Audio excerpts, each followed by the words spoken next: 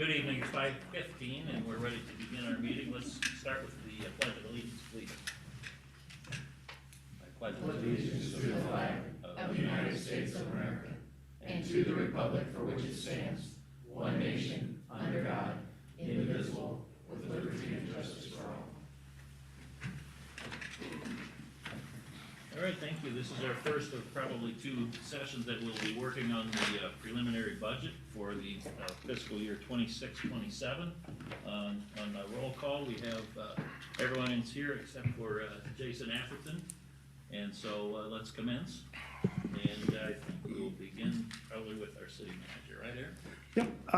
Well, thank you for allowing me to be absent on the last council meeting. It wasn't actually a planned thing, so appreciate that. I know Laura did a fantastic job of explaining the first couple sections of our budget book. With that, do any of you have any questions regarding what was presented last week or anything you would like to see different at this point? Okay. Well, I think the first thing on the docket tonight is the airport, so we'll have Greg Seaman come up and kind of present on their budget, and we'll start with that discussion. Thank you. I'm Greg Seaman, and with me is Norm Hutchinson, the Airport Commission Chairman, to answer any questions you might have of him. I'm going to present this in two forms. First of all, do you have any questions that I can answer about our budget? And secondly, I assume we're going to have some discussion about our proposed hangar project. And we're ready to talk about both those things. That's exactly what we would have expected. So you want to go with questions first then? Sure. Regarding? Does anyone have any questions regarding their budget in the book or their past budgets? Nothing? I have a few questions, and I'm just going to prelude this with tonight. Like, I have a lot of questions because it's my first time through this process. So please don't anybody take offense or be defensive. I'm just really asking questions for my own knowledge. So I'll be taking lots of notes. So I did have a couple questions on the budget that was on page 99. Under miscellaneous contract labor, what is that typically? Because you have your agreement with Don, correct? And that would be the big line item. The operator's contract would be Don? That would be correct. And then there was a miscellaneous contract labor, like 4,200.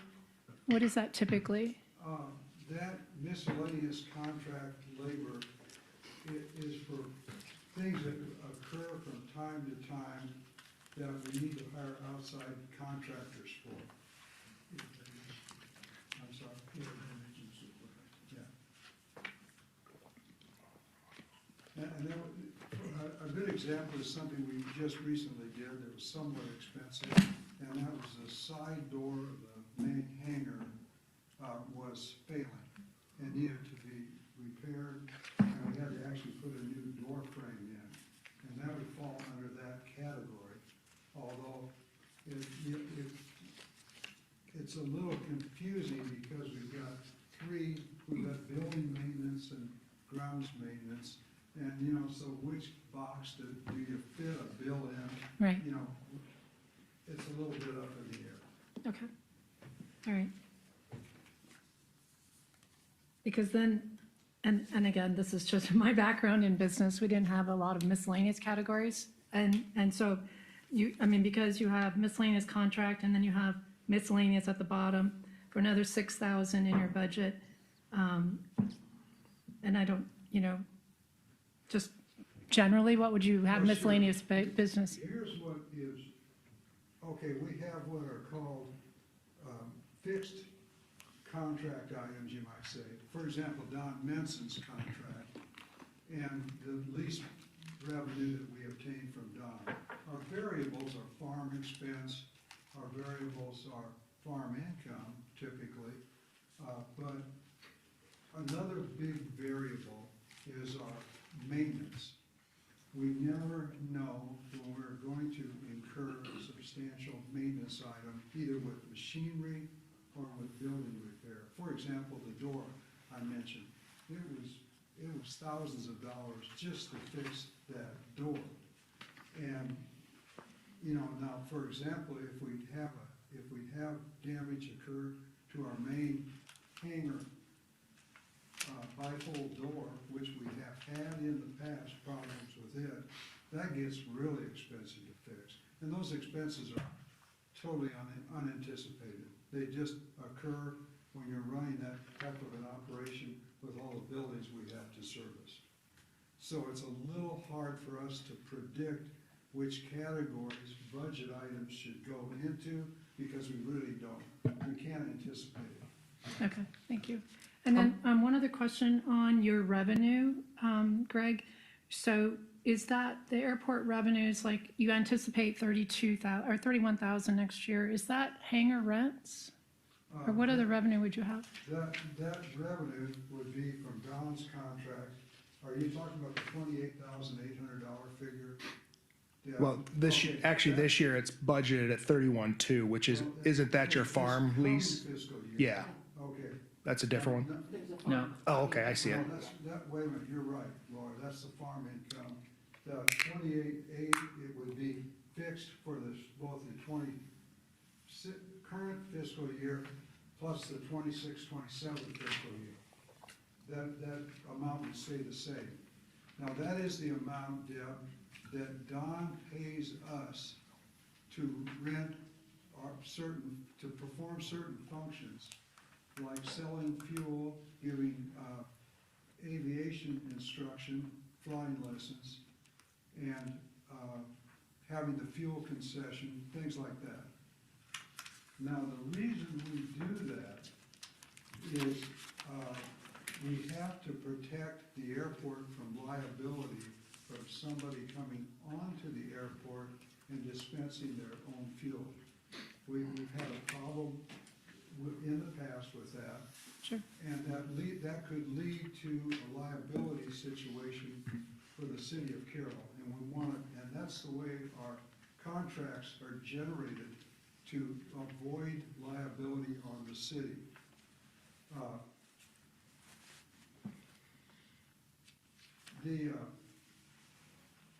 The whole thing is set up as if Don were running a business. Okay.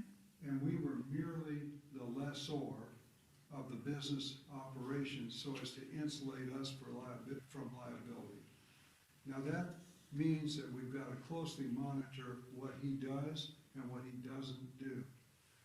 For example, one of the things that we used to require him to do is provide charter aircraft service at the Carroll Airport.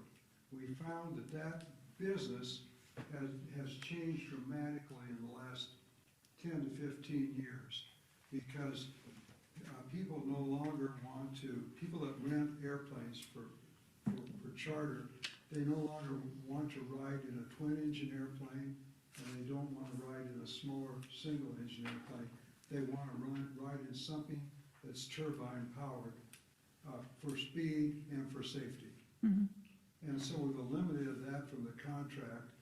And the second purpose for eliminating that from the contract, we want Don to be at our airport, running that airport at all times, because of all of our increase in corporate traffic especially. And that will bring me to our second subject, the corporate transient hangar. But I'll be happy to answer any more of your questions. Just one final. So you used to have a lease on car rental, and you don't have that anymore, That's correct. but you have an airport car. But we still lease a car from Whitrock Motors for $550 a month. Okay, Okay, now let me explain that. We have to have a late model, reliable SUV type four-door vehicle at the airport for our business traffic, because they come frequently unexpectedly, and they don't tell us they're coming. A good example is 2 weeks ago, the Pellet corporate jet with executives landed at our airport, intending to make, because they were in the vicinity with the aircraft, they said, land in Carroll, we'll take a look at, see what's going on at the plant today. And we need a car there, right there, to facilitate that type of visitor to our community. And we're having a great amount, a much greater amount of corporate jet traffic into our airport for whatever business reason people are coming to Carroll. Okay, perfect. Where does that appear in the budget, Greg, then? Yeah. I'm not seeing it. That Page car 90. rental is in the, excuse me, let me get the budget out, I'll tell you. That car rental is in, equipment maintenance, I believe.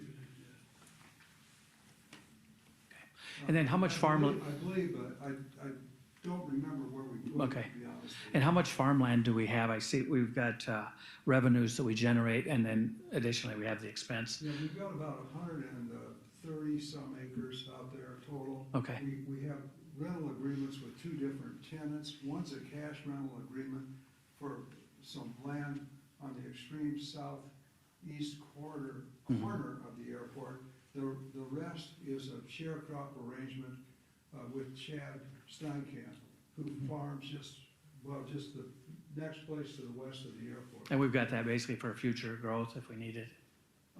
Yes, one thing we are going to do, just so the council knows, is what our plans are is to shift when Gene Vincent, who will, retire from the airport commission eventually. Gene is very experienced and very knowledgeable farmer. So he feels we make more money with a 50-50 crop share arrangement. And we've already discussed, if Gene ever retires, we're going to switch to a cash rent so that the expenses will be more eliminated and the income will be more steady. So for budgeting purposes, it'll work much better with Laura's budgeting. Sure. And then one final, so I understand the rental of, and needing that, but there's also a car at the airport. Is that like the courtesy car? Like the No. city has one? No, the city does not have one.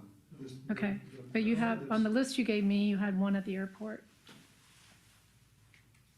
So that's inaccurate? That's the leased vehicle. Oh, that's considered the lease vehicle. We have to pay insurance on that vehicle. So we don't have one, so it's the lease vehicle that you saw on that list. That's right.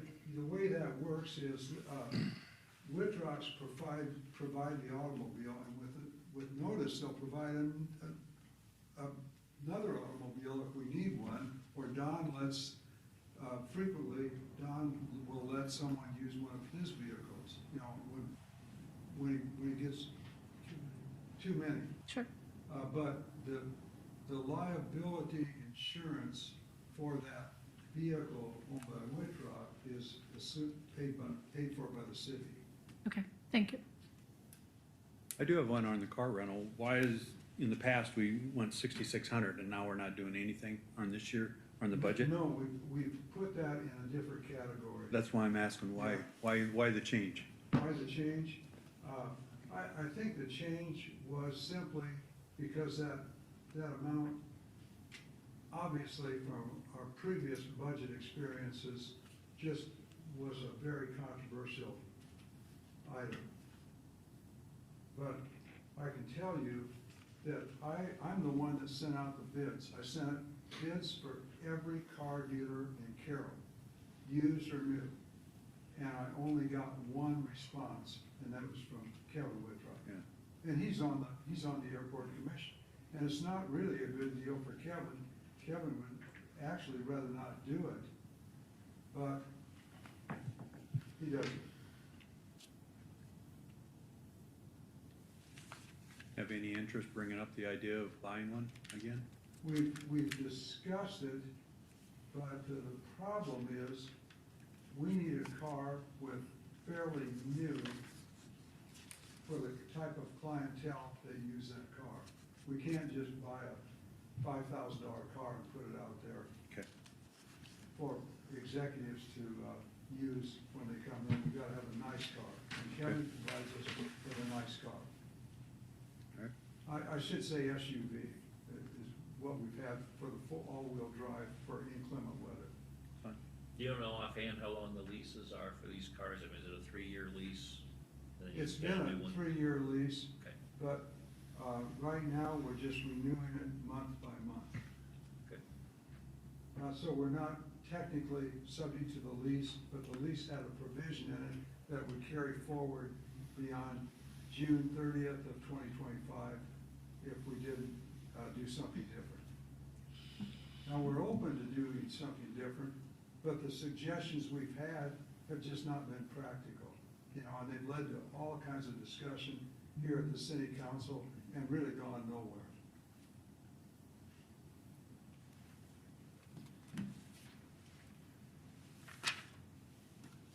So I'd be happy to, if I've answered any questions about the budget, I'm happy to answer any more questions. But I think you'd like to talk about the new hangar project. Go ahead. Okay.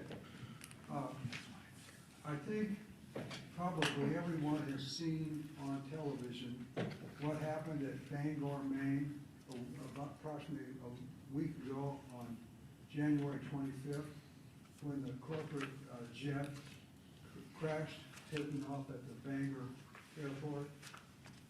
And that's an example of what can happen when an aircraft takes off with some accumulation of ice, not very much, but some accumulation of ice on the wings. So what has happened with the increase in jet traffic that we have at this airport, and when I talk about jet traffic, I'm not only talking about jets, but I'm talking about turboprops, single-engine aircraft or twin-engine aircraft that have jet engines but drive propellers. The single-engine turboprop, they're called, turbine engine with the propeller are proliferating. And we've had in the past 10 days, we've had 2 aircraft come in, single-engine Pilatus, PC-12 is a model, that we couldn't deal with here because we had no place to put them for doing business in Carroll where we could keep them out of the weather while they were inside so that they didn't get ice all over them, or snow, or whatever it was, you know. And it's a problem. And we've had, just in the past 10 days, another Pilatus, the only one I think must be in Iowa, PC-24. It's a jet, made in Switzerland also. And we couldn't put it in a hangar. And as a result, they had called, they didn't come to Carroll.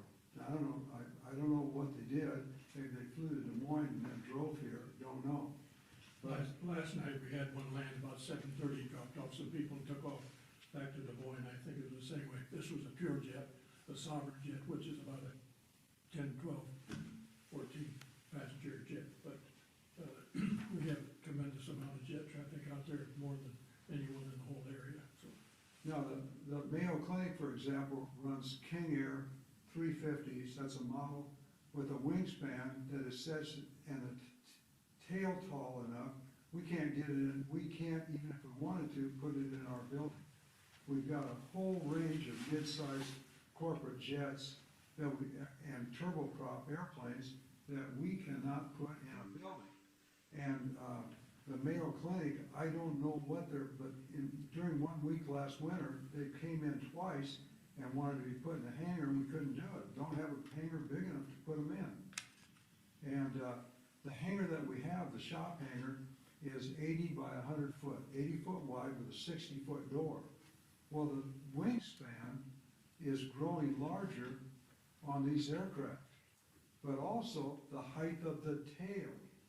They're getting bigger because those aircraft are using what are called supercritical wings for fuel efficiency and speed, and they cannot get any accumulation of snow or ice on them, because what happened in Bangor, Maine, they just de-iced the aircraft. Less than 20 minutes later, they taxied it out away from the de-ice pad to take off, and just in that 10 to 20 minute period, got enough ice on the wings, so when that aircraft was taking off and reached a speed of 170 knots, it should have been flying. It wasn't, it was barely climbed up enough that one of the wings stalled because of the ice accumulation. It flipped over with the stall and crashed upside down and killed everybody. That's what that's why these people are so insistent on being put in a hangar when they do business in Carroll. Now, we had the pellet organization just a couple of weeks ago in an Embraer made in Brazil EC 300 corporate jet stopped in Carroll on the spur of the moment, coming from somewhere to somewhere just to take the executives out to visit the pellet plant in Carroll. They wanted to be put in a hangar. We couldn't do it because the tail of the aircraft is higher than our door will open on the present hangar that we have. And they didn't even go visit their plant. They just got back in the airplane and left because they couldn't leave it outside during several hours that they would spend visiting the Carroll plant. And that was because of concern from ice? Is that Yes, correct? of course. Okay. In the summer, in this area, we have thunderstorms with hail. And these are expensive airplanes, and we have nowhere to put them. It's gotten to be a problem. When we built the current, what we call the shop hangar, that was over 50 years ago.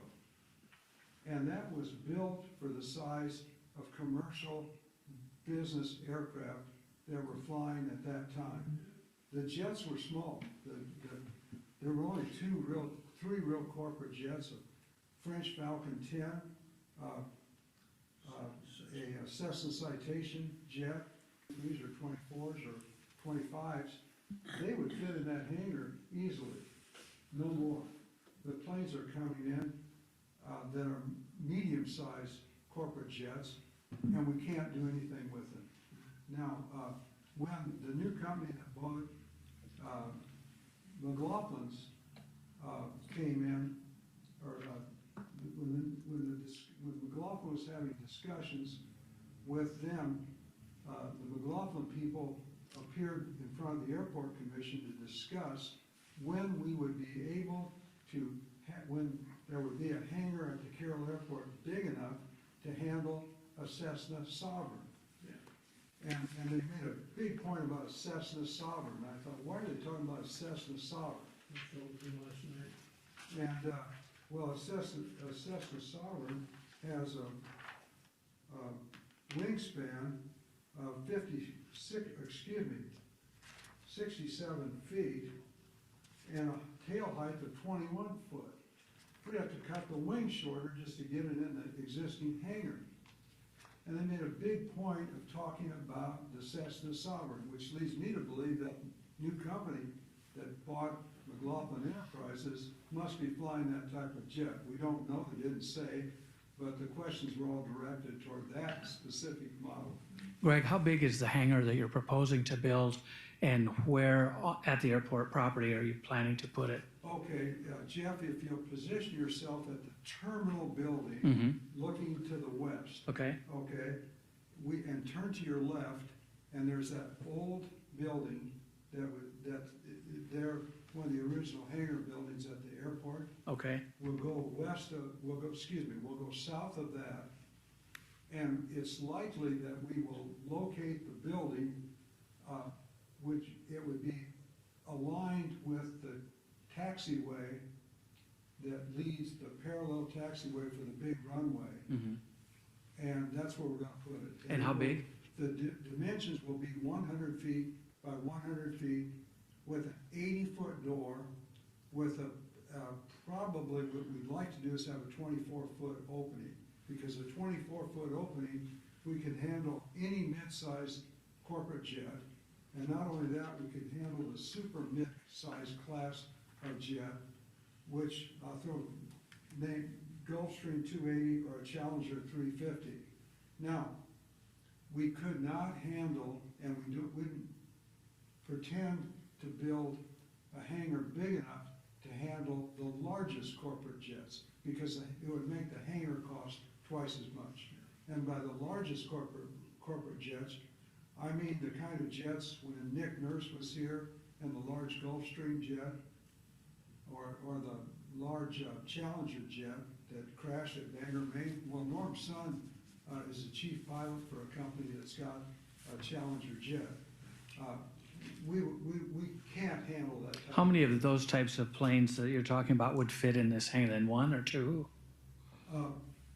One mid-sized or super mid-sized corporate jet at a time. Okay, We can't put two in because of the length of the aircraft. We'd have to make the building much longer. It would be much more expensive.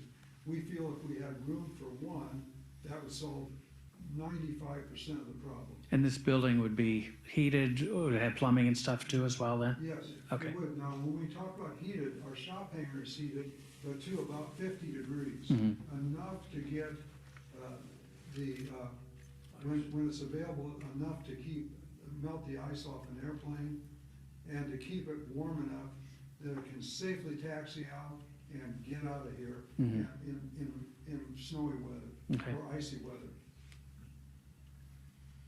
So what is the closest airport if it's not Carroll? Is it Fort Dodge, Des Moines? What is the closest what? Airport that could handle the size of these? Ames. Ames? Yes, no, Fort Dodge is marginal. Yeah.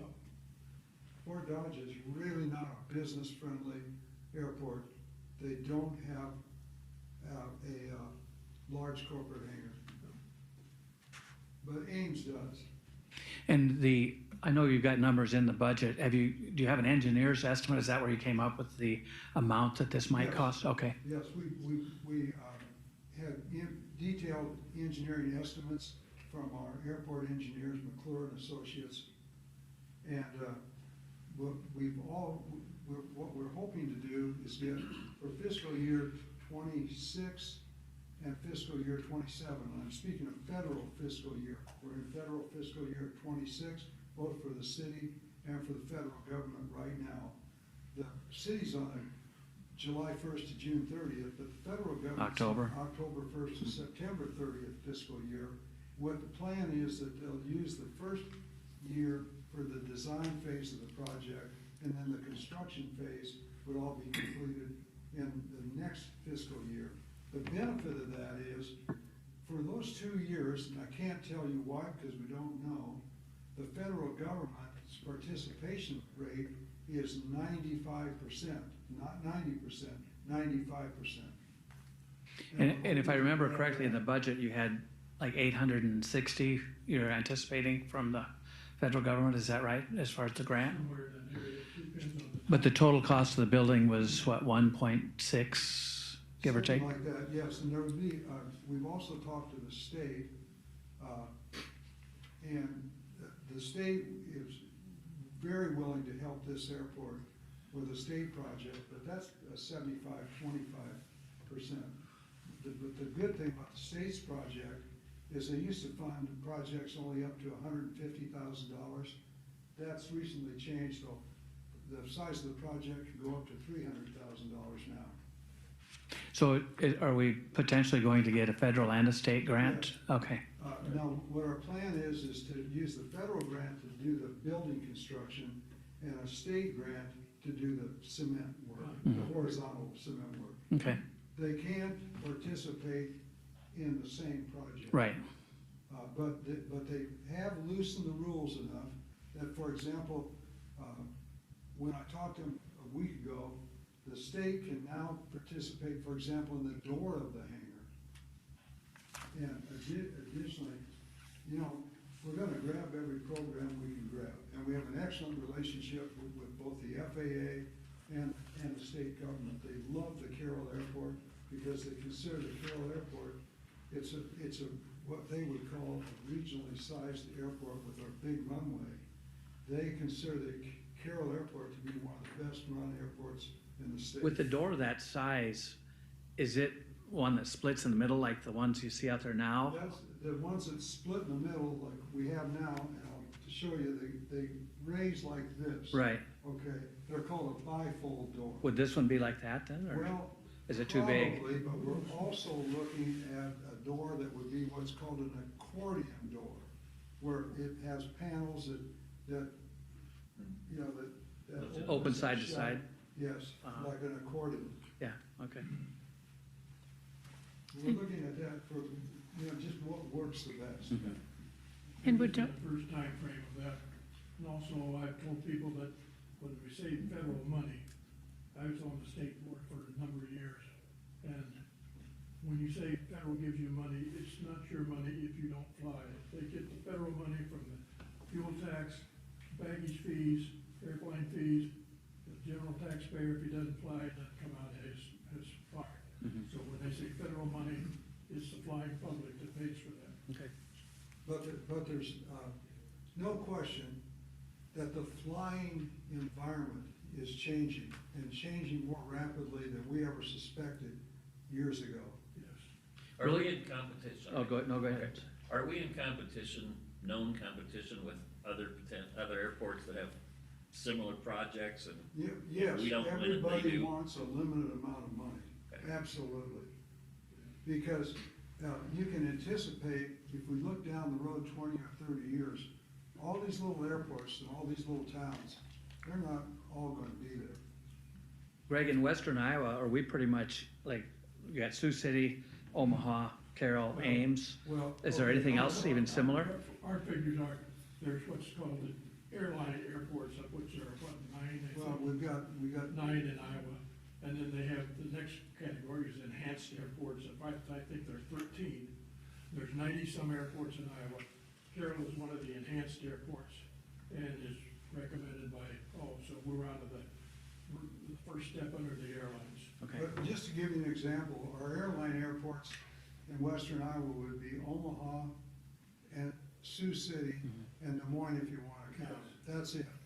Now, Fort Dodge is also considered an essential service facility, as is Mason City, because they have this deal with the government to provide small jets to go in and out of Fort Dodge. If you ever flew out of there, it really works great.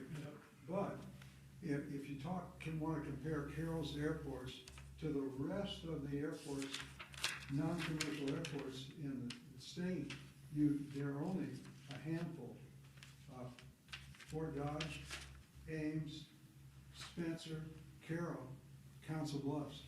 That's it. There's 90-some airports in Iowa.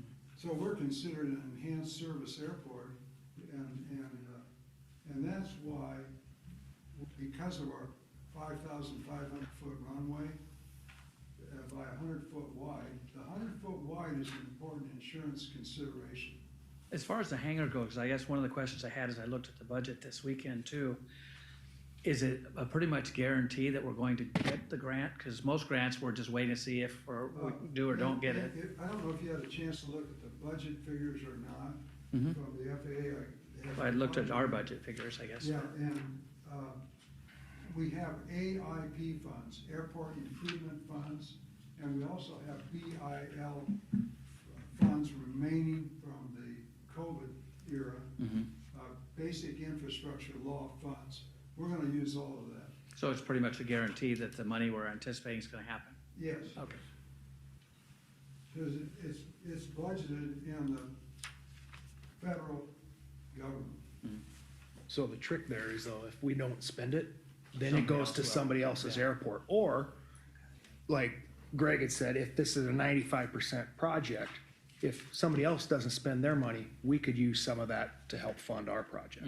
We just don't know that for And sure, we really correct? don't know that. I'll tell you what, when we paved the crosswind runway 3-21, the numbers they're geometric orientation. They called, I got a call from the FAA, and they said, we want to talk to you. We got a quick question for you. If we gave you a project to pave your runway 321, would the city of Carroll do it? And would the city of Carroll provide the money that the federal government doesn't provide? he said, we only have about 30 minutes for you to decide. So I told him the right answer, and that was yes and yes, we'll do it, and we got the money.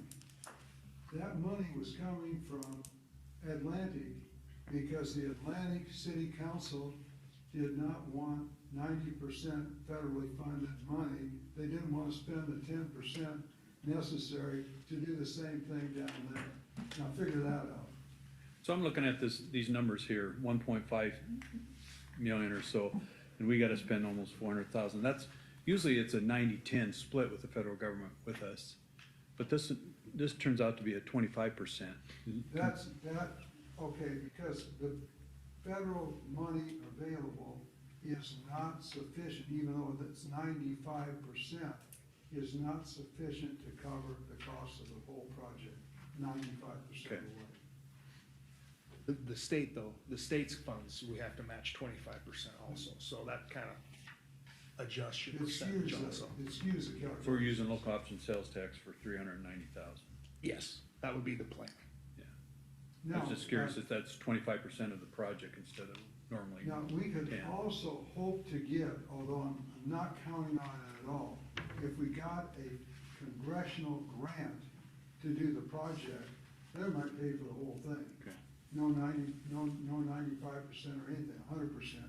That's how we got the main runway project, was a multi-million-dollar project, but we got it paid for with a congressional grant, and that paid for the whole thing. Senator Gressler did that. But we don't, nobody's talked about a grant like that for this project. It was from the FAA to us. Okay. So I wouldn't count on that. So the bottom line would be that if we don't initiate this project in this fiscal budget year, we could, and we still wanted it, we would lose that 5%. Yes. The 95 would go down to 90, at least Well, on the that would second put our phase. project off for a year. It would be and 90 on the second 95 would phase. go back to a 90%. And it's hard to say, because it said they didn't know if this could be done. They were gonna try to make it work. You say they. FAA. Okay. The people that we deal with are all new. They've been replaced now there.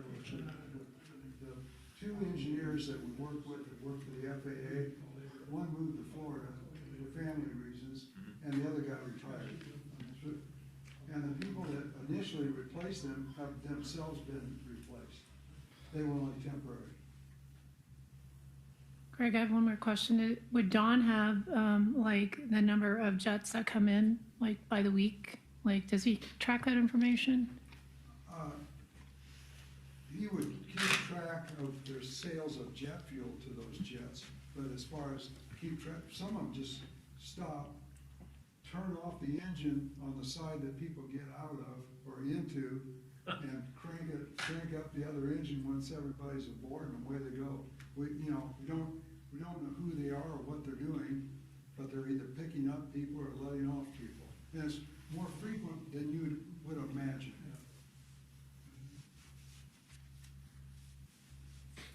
But does Don keep a specific count? Not to my knowledge.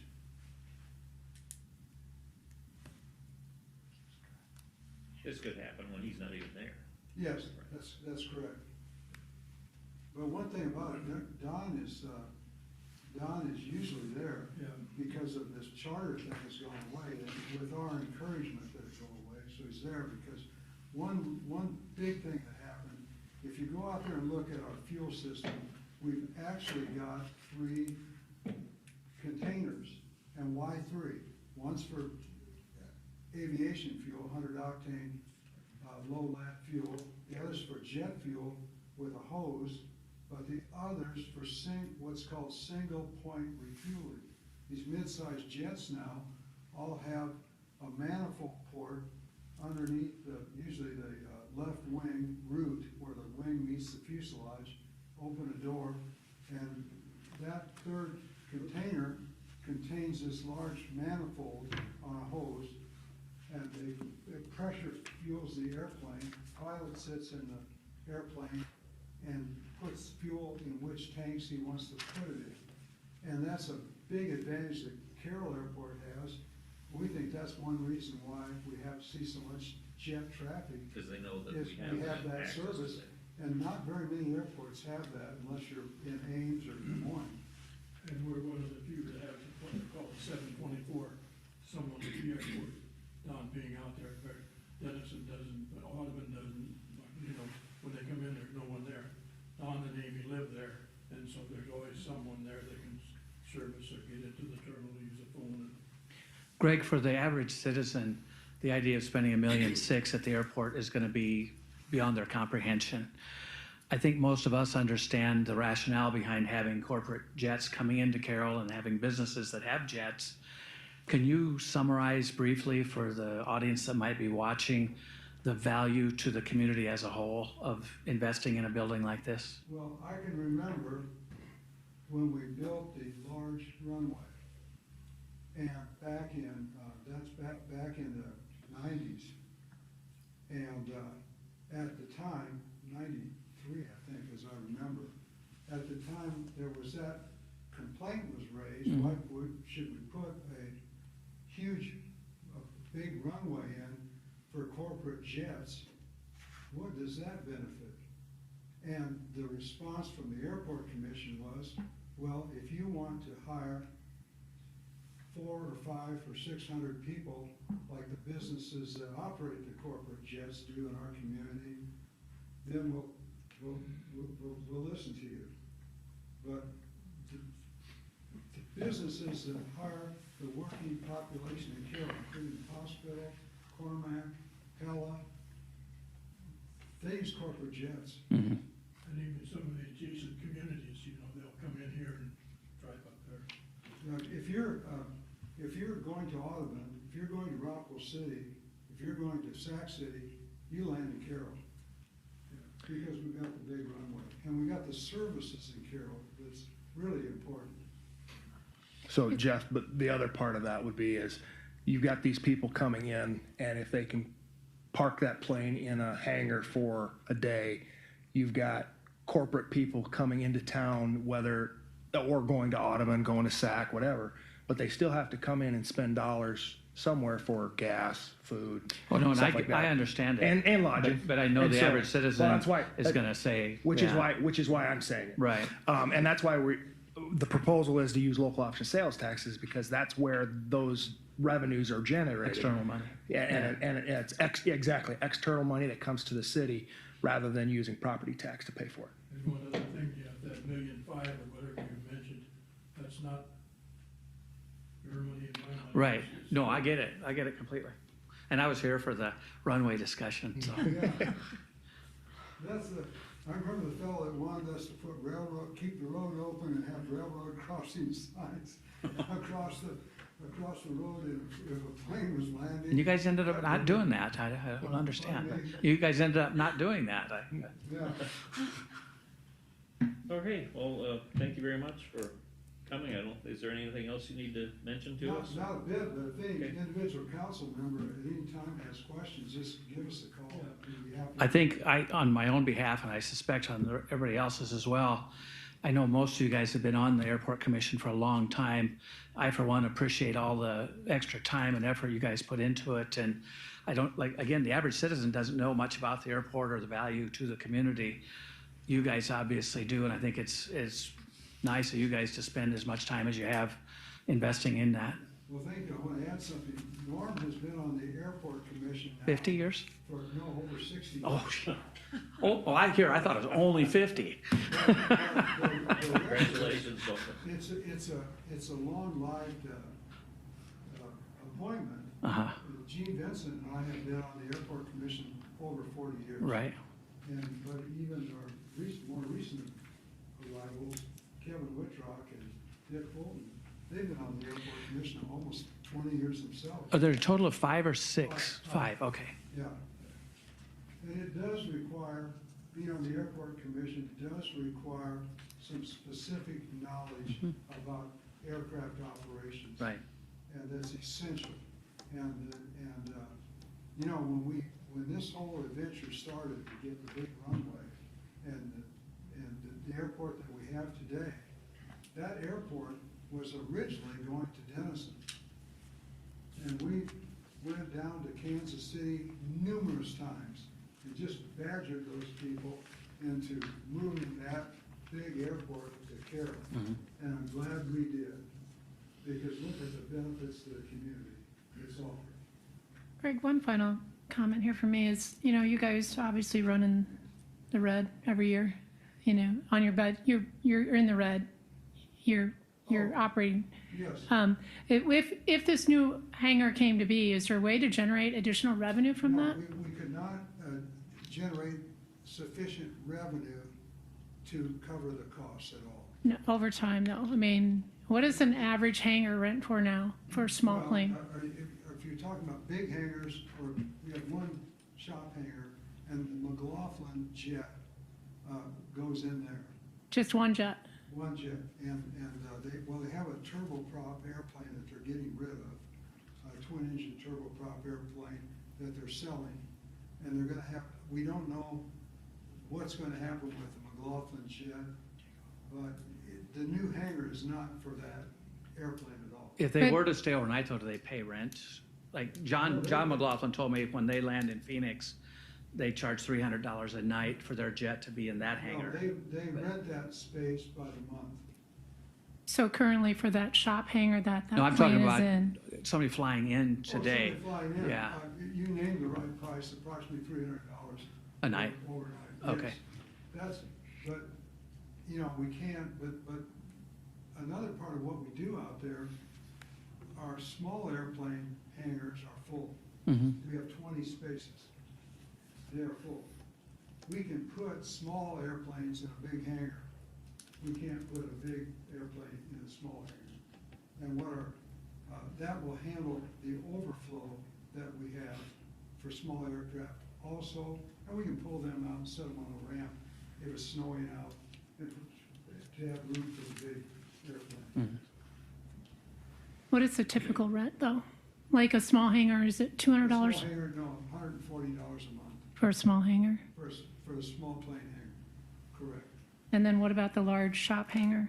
The large shop hangar is, the current rent is $1,000 a month. Okay, thank you.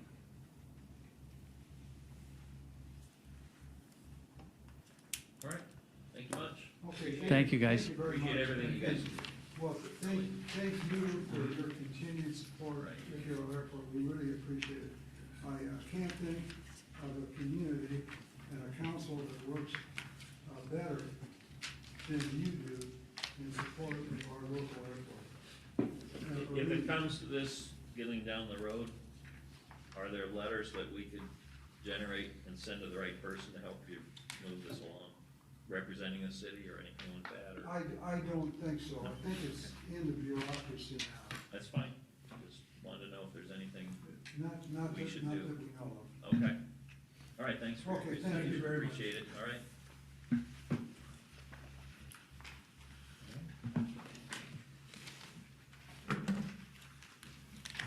All right, Wendy, you're up. Batter up. Okay, so thank you for the time to present tonight and for your support of the Carroll Public Library year-round. I normally don't present much to the city council, but budget time is the happy exemption to that rule. And this year, because we do have a couple new city council members and I have a captive audience, I'm gonna explain a little bit more in depth than normal, but I'm gonna keep this moving, so I'm not gonna be too long-winded here. For Deb and Jeff, I have included the library's fiscal year 25 annual report. I normally present that information to the library board and the city council in August, and then the Carroll County supervisors during budget season. I also gave you the library's long-range plan for 2025 to 2029, which is a requirement for the State Library of Iowa's accreditation process that we just turned in last month. So let's start on tab E, pages 49 and 50. So for this one, it is just a general overview of the library's budget request. The department focus is taken directly from our long-range plan. The accomplishments are the same as what are listed in the fiscal year 2025 annual report and on the fancy infographic that I gave you guys today. This just looks a little bit fancier. It's a little bit easier to pick those numbers out of. The highlights here are the revenues proposed are the same. And this is the reestimate compared to our fiscal year 2027 requested amount. The increase there is 0.8% in what we are requesting. On page 50, there's no change for staffing for the number of hours there. So if you would like to flip to tab I, which is pages 113 and 114, that is the budget by line item. For this year, I included my notes that I gave to the library board for our fiscal year 26 reestimate and the fiscal year 27 budget notes. This is something that I did for the library board, and I figured you guys might like to look at it as well.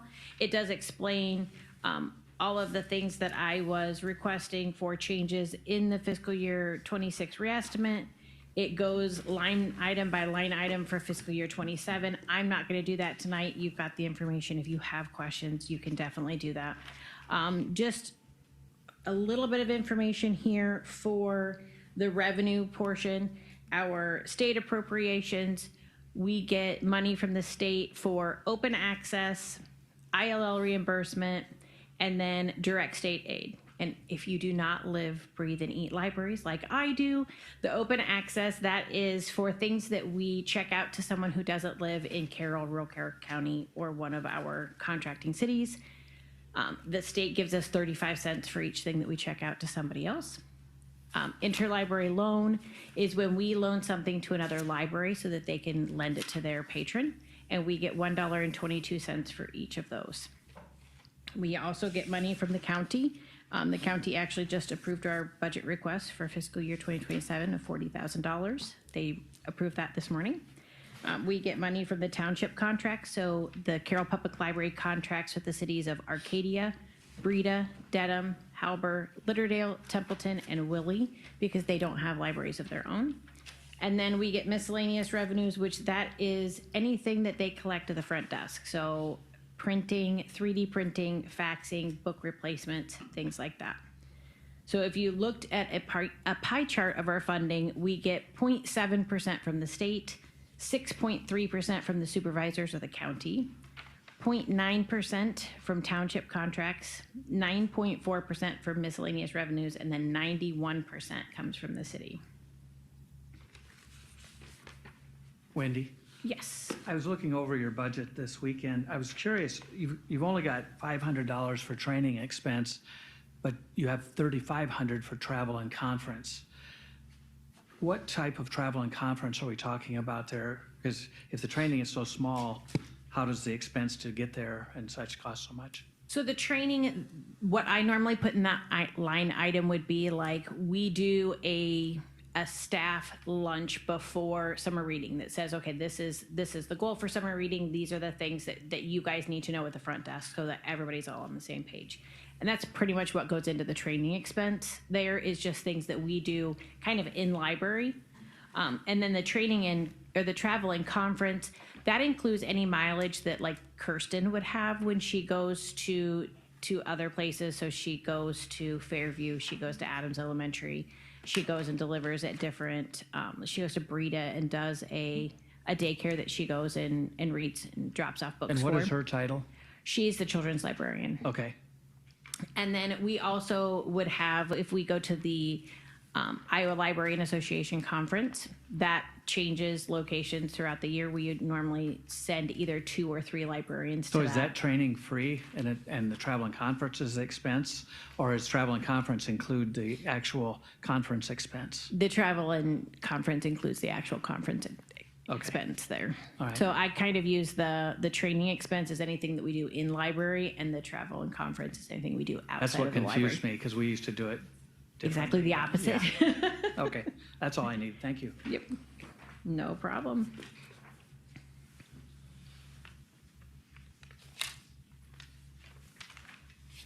And then does anybody have any other questions about the line items here?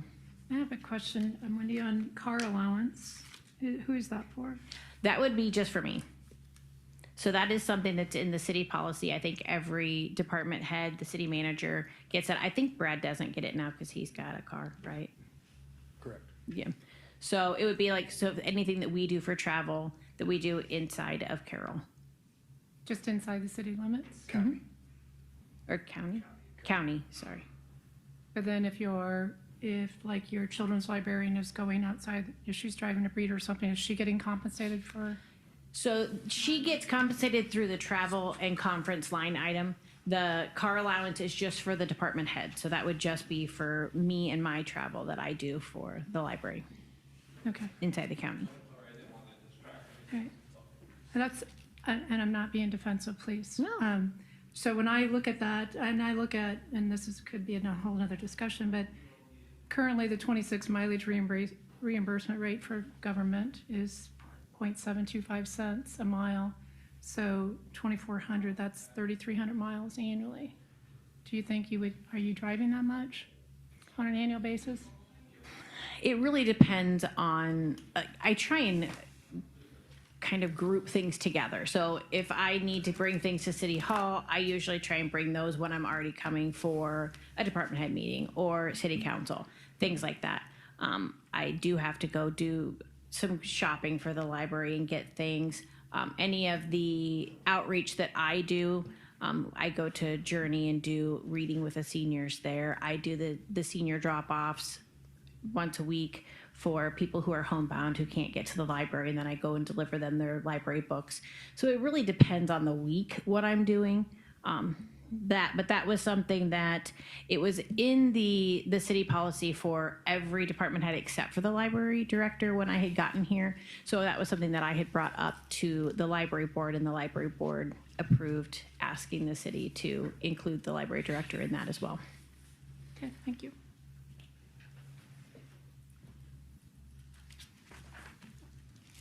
Any other questions?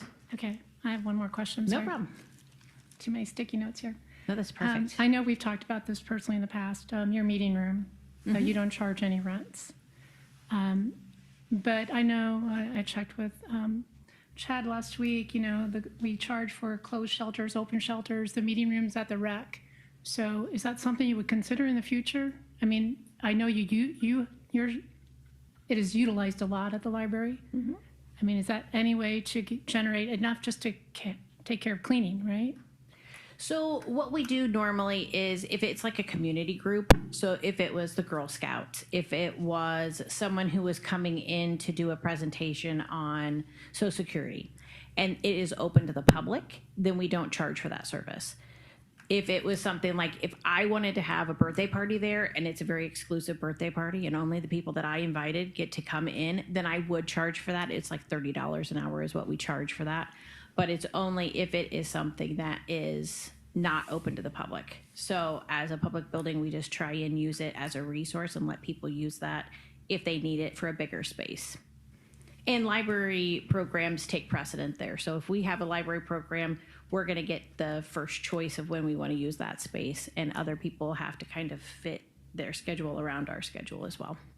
Okay, thank you. Yeah.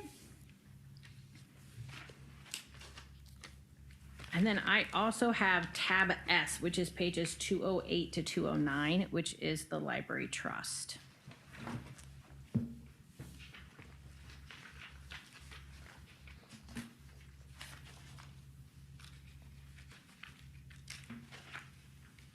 So that one we are showing a little bit bigger deposit for miscellaneous revenues this year. That is the gift that we received from the Carnegie Libraries of Carnegie Corporation of New York, I think is what it is. So they gave a gift of $10,000 to each Carnegie library that is still functioning. So we actually got that today. We got it today. Is there a fund balance in that trust then that we generate interest from, or Yes. what's the fund balance? Laura, do you know that amount off the top of Do you your head? have like a fundraising campaign, or is that just people that come in out of the blue and say, I'd like to donate, or? So this one is normally things like we put donations in here for if someone gives a memorial donation, so they have something very specific, they would like us to buy books, or most of this one is for things like that. It is donations that are specifically for something in particular. If we were doing a fundraising, it would probably go through the foundation. The beginning of the fiscal year, the balance was around just under 58,000, but Wendy's got some expenses in here that it looks like she's planning on spending down some of the balances to, at the end of fiscal 27, if everything was spent, would be around 26,000. Okay, all right, thanks. No problem.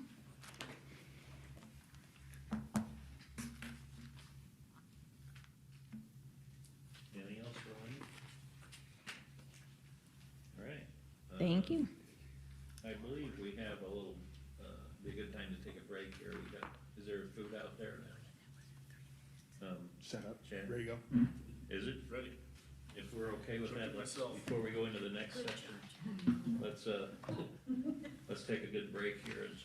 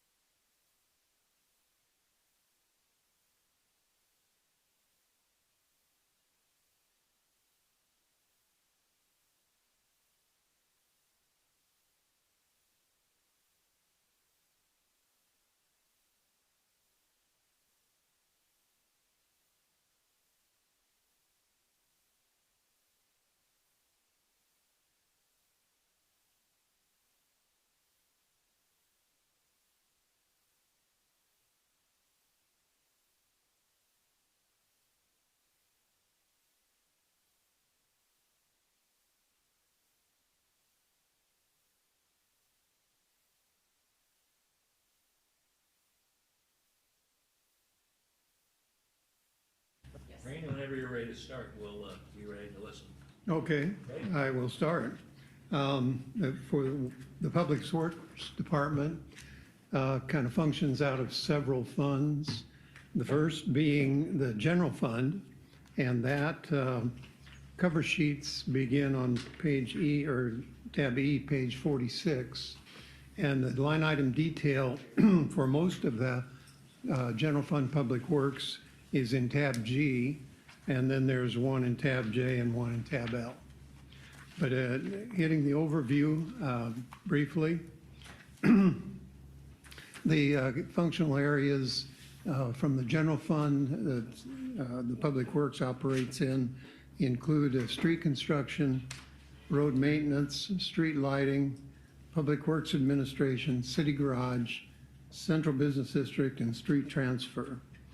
Highlighting some of those in the street construction, that's solely for the purchase of detectable warning panels, which we purchase in bulk, and we sell to contractors when they're in need of constructing a sidewalk or a ped ramp, and then we also use them with our crews to replace some ped ramps.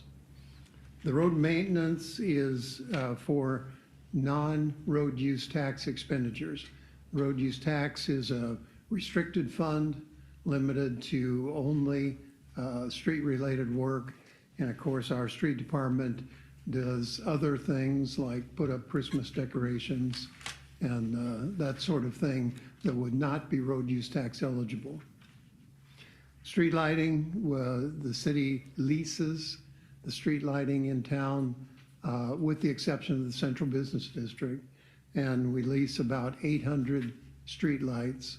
Their cost per light is on a monthly tariff. They kind of vary by the size of the light, but that's set by the Utilities Commission, the State Utilities Board. Public Works Administration, we did include in there the purchase of the replacement GPS base station. That was kind of briefly discussed at an earlier council meeting when it was approved to purchase the data collector, which we have done and we have transferred to that. City garage, of course, that's the operation of our street maintenance garage. Highlight in there would be the proposed purchase of a replacement mosquito sprayer. Central Business District, that's kind of for the operation and maintenance of the streetscaped area downtown. The largest expenditure is for electricity. There's 556 streetlights that the city owns, and they run off of 10 different meters. And so that electricity is metered and paid in that manner. Street transfer is just transfer out of the general fund for pedestrian curb ramp transition plan. The intent is to make progress on replacement of pedestrian curb ramps through a transition plan that had been previously approved. Randy, how far along are we in that project?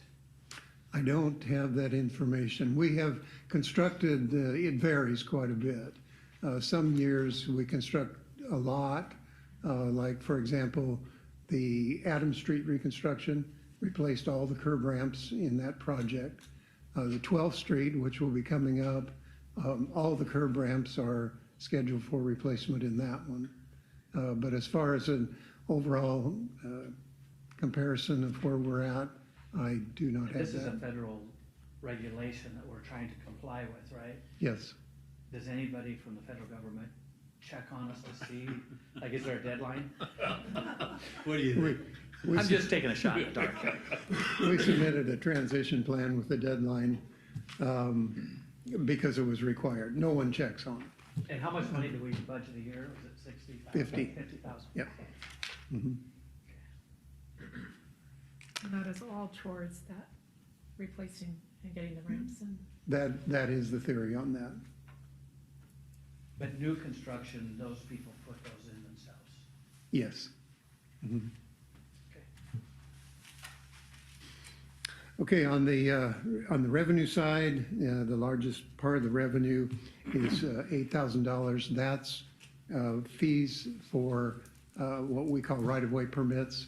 The city has a system where any work in the right-of-way, the city repairs it. If a plumber has to cut into the street to replace a sewer, the city does the replacement, charges back at the fees set in the city code. And that generates about $8,000 a year in that range. Expenditures for personnel, 1.9 full-time equivalent personnel, no change from the current year proposed. Capital outlay, we anticipate purchasing the detectable warning panels, that GPS base, and the ULV sprayer that I mentioned before. Total expenditure at $579,079 in that portion of the budget. Of course, most of the line item detail is in tab G. I didn't plan on going through that in detail, but if you have any questions, can sure attempt to answer them. Which tab was that, Randy? G. G, okay. That mosquito sprayer gonna come up this year? That's the intent, yes. Are you gonna replace the one we have or have an additional? Replace. Okay. The one we have is a 1990 vintage, and repair parts are non-existent for it now. So its replacement is the intent, Is it a similar unit? yes. Pickup mounted, Yep, ultra low volume. Mhm. I had a question, and this goes back, this is under the Public Works Department road use tax on page 69. Just on personnel, your numbers didn't change, you're still 7.9.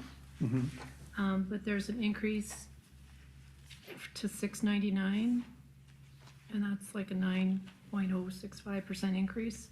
So that's wage increases across the board? Would primarily be wage increases. We were short of personnel for some period of time last year. So now we're back at full staff, back at 7.9. So it would probably result in a higher than 3% so that's the current, increase. the proposed budget versus the reestimate, not against the current budget, correct? It's, yeah, the proposed, So the reason your reestimate was low is because you were short Yeah. staffed. yeah.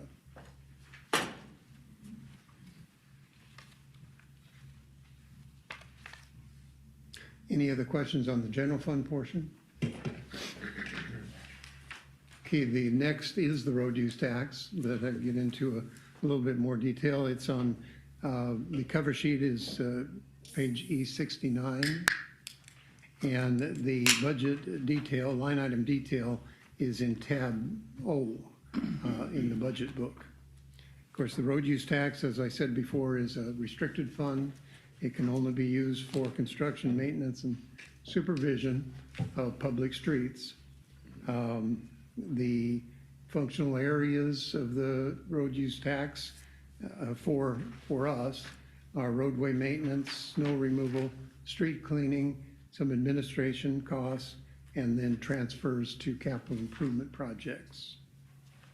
We plan the initiatives for this year include purchase of another heavy-duty truck, a trailer, additional trailer purchase, PMS data collection, pavement management system data collection, and the 12th Street reconstruction project, the construction portion of it.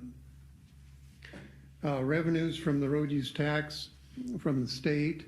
Of course, the revenues are derived primarily from fuel tax, but also included in there are vehicle registrations, excise tax on auto rental, and use tax on auto purchase or auto sales. Is that money distributed to us based upon some formula? It is. Is it a per capita or? The state formula is convoluted. It's about, 47.5% of the road use tax collected goes to the state. The county has two methods, I guess, of receipt of road use tax fund. The first is their secondary road fund, which gets about 24.5% of the road use tax. And then they also have a farm to market fund that gets 8% of the road use tax. So their total is the combination of the two. Lastly, the cities are allocated 20% of the road use tax collected, and it is distributed to the cities based on per capita. To the counties, it's based on needs. So they have needs studies that identify what their needs are. Current fiscal year, when we prepared the budget last year, the estimated road use tax allocation to the city was $440.50 per capita.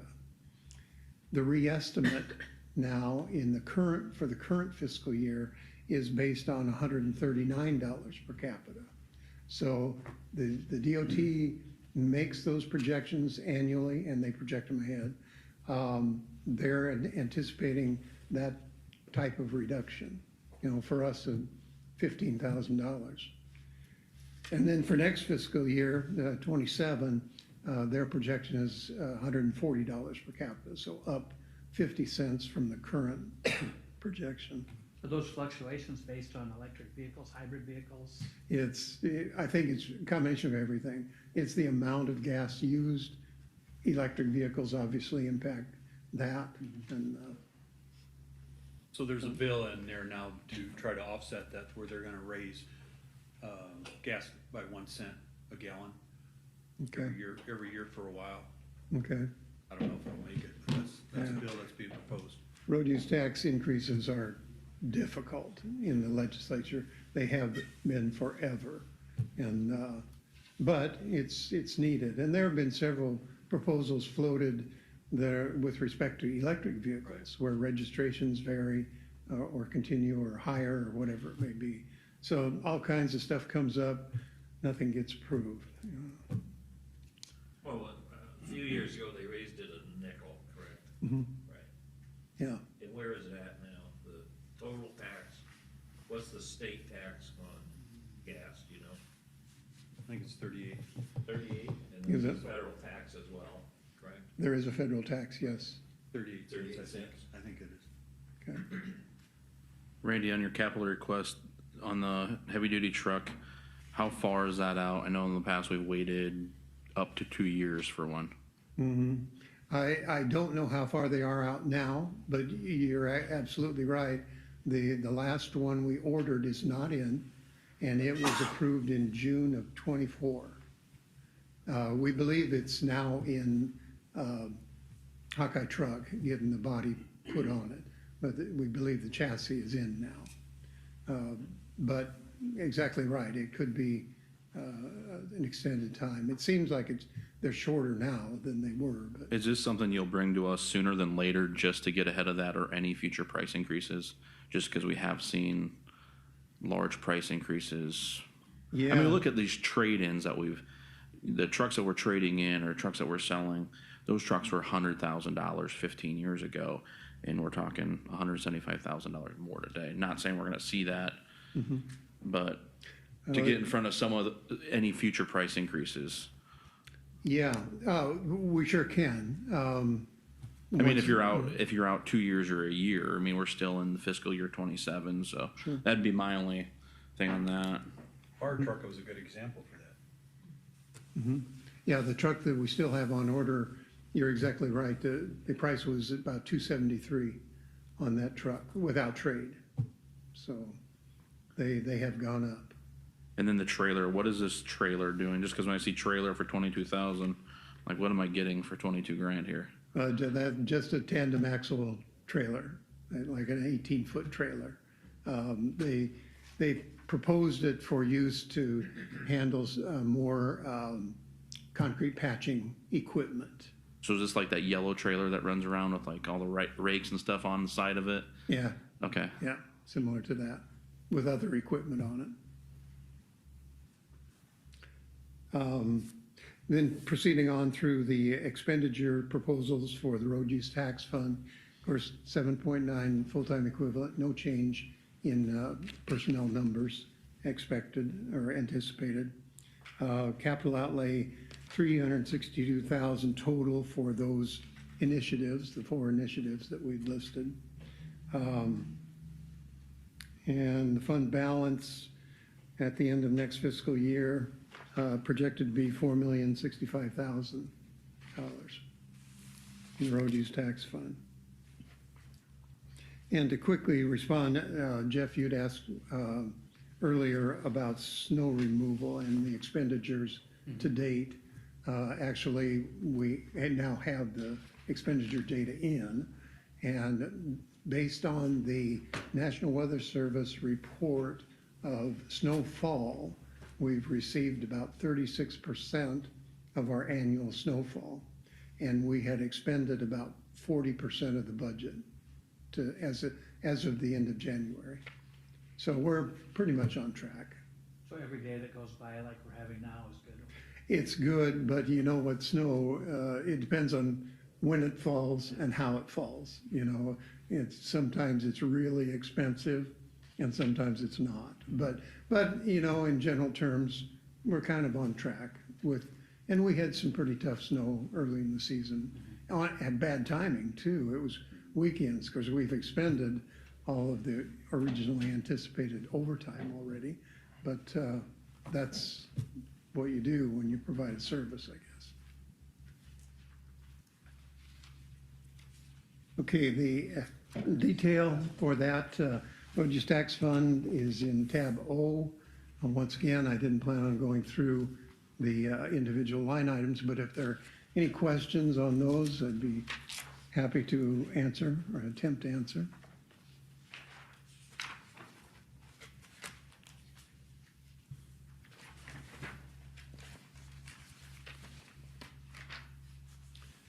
Okay, next area of the Public Works is the capital projects. The cover sheet begins on page E72, and the detail is under tab U. And the functional areas under capital projects include buildings, streets, street maintenance facility, and utilities. I'll get into those. The initiatives that we plan on, of course, are again the 12th Street reconstruction, US 30 traffic signal project, and begin the next street project, which we call street restoration for 2027, and begin that design work on that. The revenues, we don't really project any for next fiscal year. Nor outlays.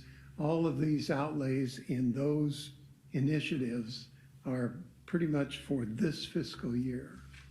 So is what we're planning, and resulting in a fund balance of just over $95,000. So it's a nominal fund balance for that. In the streets area, excuse me, that was in the building area. That's why there was no expenditure. Of course, that building area is the roof replacement project, and it has been completed. That's why there's no expenditures projected for next fiscal year. Actually, the contractor still has some punch list items to complete, and he lost his time frame or his time window last fall, and so they won't be completed until this spring. We are withholding, of course, 5% retainage on that through the winter until he completes the project. As far as the revenues are concerned on that, we have received certainly one payment from the insurance company, and then we're anticipating, we have in here $95 additional insurance payment, and that's an estimate. The insurance company is still reviewing that request for additional funds to be allocated to us. In the street side of the Capital Projects Fund. We're anticipating some large revenues, certainly the largest being the bond issue. That is for the traffic signal project and the 12th Street project. And then transfers are for the sidewalks and the street project in 27. The expenditure, of course, we anticipate expenditure for the sidewalk improvements, the pedestrian curb ramps. 12th Street being the largest, of course, almost $3 million. A portion of that traffic signal project, we anticipate proposing that a single bond issue for the entire project be issued, but it'll take more than 1 year to expend it. So we're anticipating about $659,000 for next fiscal year expenditure. And then, of course, the street restoration project, getting that started for the following year's construction. Street maintenance facility is just some minor expenditures in the current fiscal year. There's a little bit of fund balance left that will be transferred back to the general fund, and that will be closed out completely in this fiscal year. In utilities, there was some expenditure made a couple years ago for the what we'd call the US 30 West Sanitary Sewer and Water Main Project. That was the Ziegler project. So we went through design work, and we're still carrying a negative balance in that until it's resolved. I have one question on your US 30 traffic signals. You have 659,000 in there. Yeah. Is that just partial? Yes. Because the bid was a lot higher than that. No, it's still an estimate. We have not bid that project. And I have tried to determine or tried to project how much we could get done in 1 year. So there's a design delay. Of course, we'll have design work during the current fiscal year and portion of next fiscal year. And then we'll let the project. And the first part of a signal project will more likely be getting the equipment in here. And signal equipment has a reasonably long delivery time. So I anticipated, and we pay for equipment when it comes in before it's installed, as long as it's inventoried. So I anticipated that there would be some payment for equipment during that year, the majority of the project being spent in the following FY28 fiscal year. Thank you. Randy, does that construction require a lot of deconstruction of the I mean, obviously you're taking out the old poles and such, but as far as the wiring and such between them, the timing and all of that, is that gonna require a lot of construction along the highway? Yeah, it will. I mean, there's not a lot of pavement destruction that we believe. Certainly replacement of poles is one, and there'll probably be new foundation created for those poles or Will it drilling. interrupt traffic much during this process? It would be some, and it will maintain traffic, but it will be one lane, obviously, around a lot of the construction work. Okay. You know, we don't anticipate a lot of paving change in that project. Okay.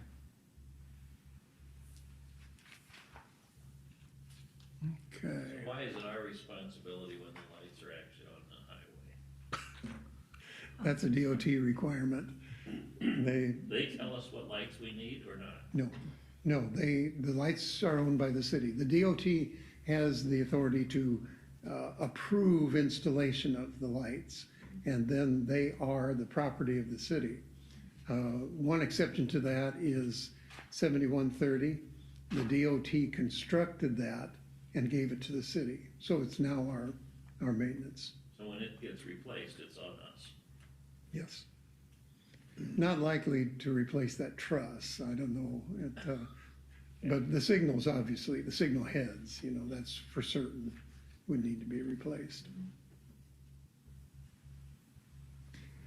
I guess continuing on, I can digress a little bit from that and jump over to tab C, the capital improvements. There was some briefly discussed in the last meeting. I can kind of run through what we're looking at in the future. Of course, everything that's in the line item budget, it includes the capital budget. Then in the CIP, in tab C, we've got the following 4 years projected for proposed expenditures. And on C33, there's a pretty good summary of expenditures for some of those future projects. And of course, we have budgeted for the replacement of a 4-wheel drive loader in '28, or not budgeted, but proposed that in the capital improvement program. Continue the sidewalk transition plan, and that street restoration 27, the construction part of that, and then begin a street resurfacing 28 project. Try to keep these street projects going annually, whether it be full depth reconstruction, restoration by patching, or resurfacing, overlay resurfacing. You know, you've got a street system that's about 92 lane miles in length, and it has a value that's been calculated at about $107 million.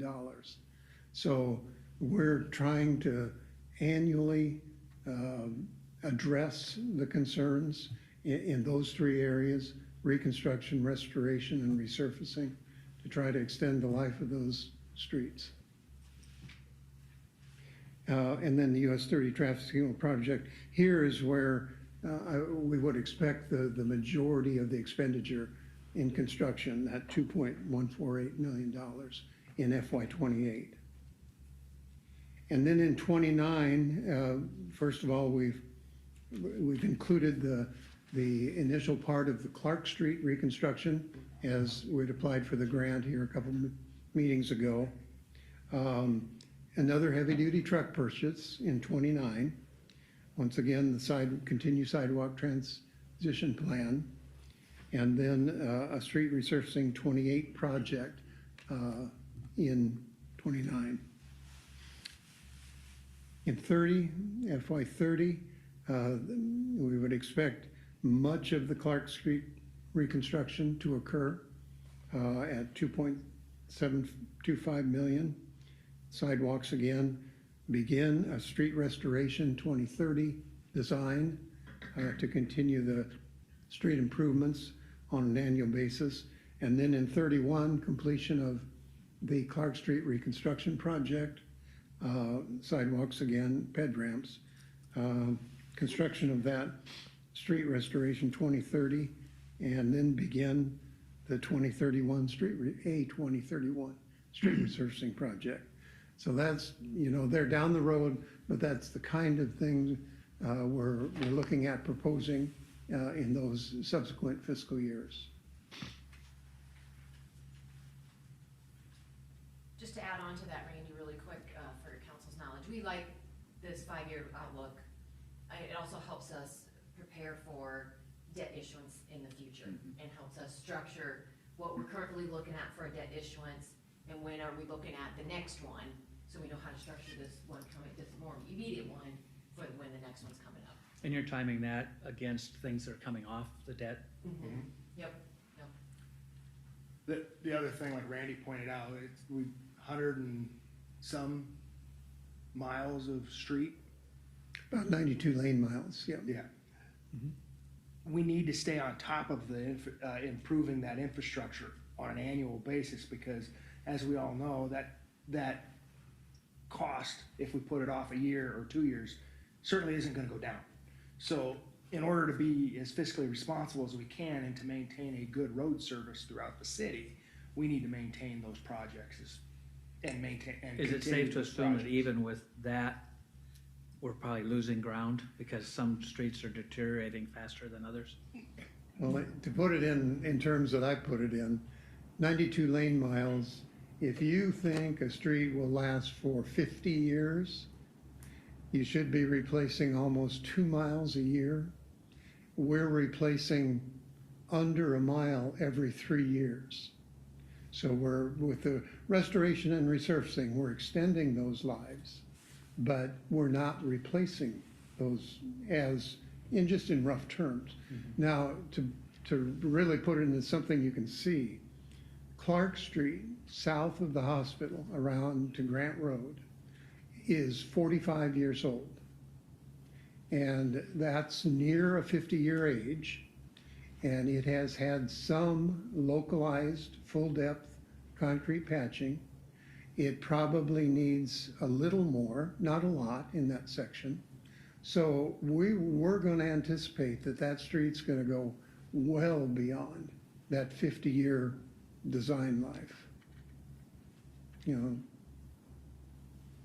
In public surveys that have been out for the last decade or two, streets is always at the top or close to the top.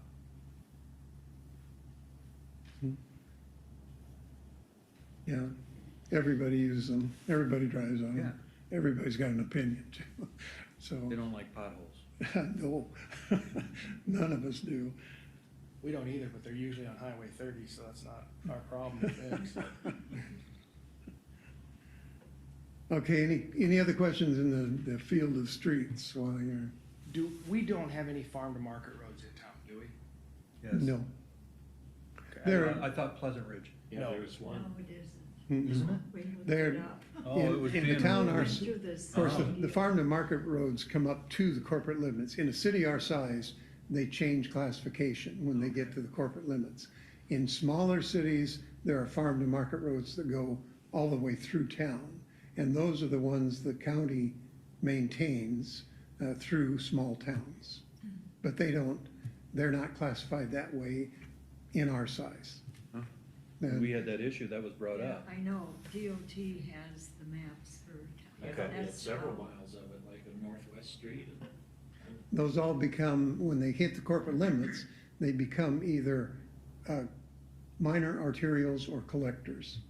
You know, they're farm to market in the county. And then the county's road use tax allocation for farm to market, the 8%, is based on their mileage and needs of their farm to market system, but they don't include those mileage and needs within our corporate limits.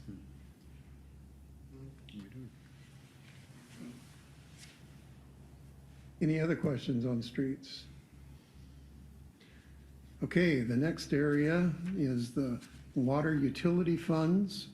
The cover sheets begin on page E77, and the line item detail is under tab W.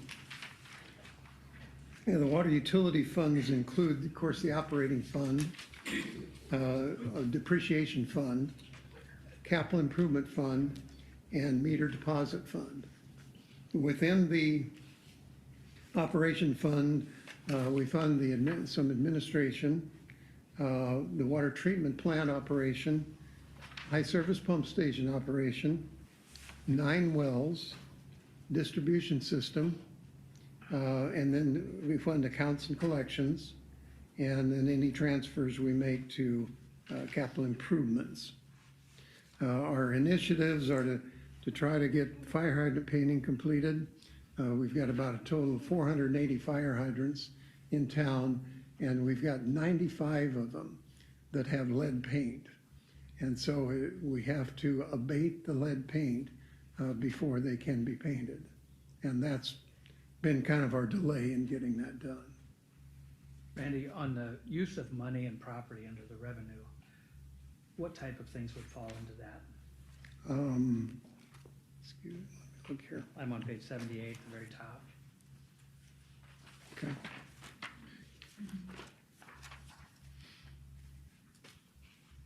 That one I'm gonna have to look up, Jeff. And I assume the charges for service are basically the water fees. Yes, Okay. yes, I was gonna get into that. And the miscellaneous too, I guess I was curious, like, it's not a ton of money, but still, it's 100 and, $170,000, give or take, between those two.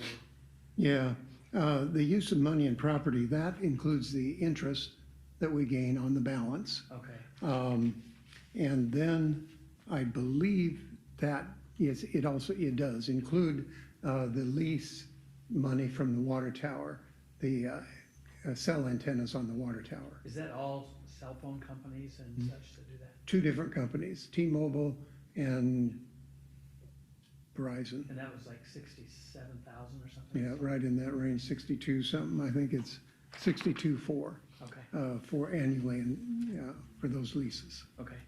Need to charge the vouchers, or not Yeah. vouchers. Turkey Yeah, we vultures. need a- Turkey Turkey vultures. vouchers in the summertime. With a squatter's fee on that. Yeah. How long are those leased for, do you know? I mean, are these long-term 10-year leases or Yes, longer or what? let's see, one of them, I think, goes to 37, and the other one is right in that range somewhere. And they graduate, I think it's every 5 years, there's a bump in the lease rate. So. Yeah, that's the use of money and property, Okay. those two items. All right, thanks. Charges for service, of course, the current fiscal year projection includes that 7.5% rate increase that was recently, well, actually it took effect July 1st. And the next fiscal year's charge for service includes another 4.5% increase. If you'll recall during that discussion prior to July 1st of this year, the long-term projection was 4.5% increases that follow the 7.5%.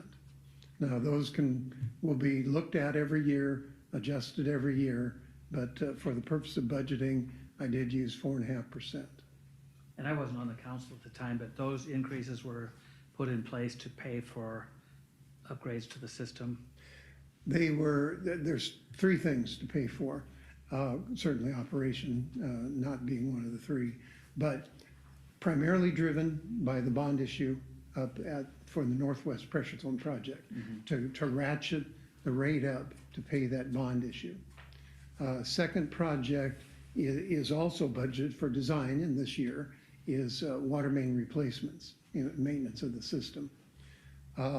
Thirdly, we're proposing in the longer capital improvement, and we can look at that in a little bit, a maintenance building at the water treatment plant site, a heated maintenance building. And what would that be for? That's to store some of the, I guess, items that the water department uses that are better stored under heat than not. Right now, we have a 40 by 60 unheated building at the plant, which we have full. And then this is proposed for a heated building for some of those issues. One being their trailer that they use. It's got quite a bit of equipment in it that needs to be heated. In fact, right now, it's out at the wastewater treatment plant in the garage out there that's heated.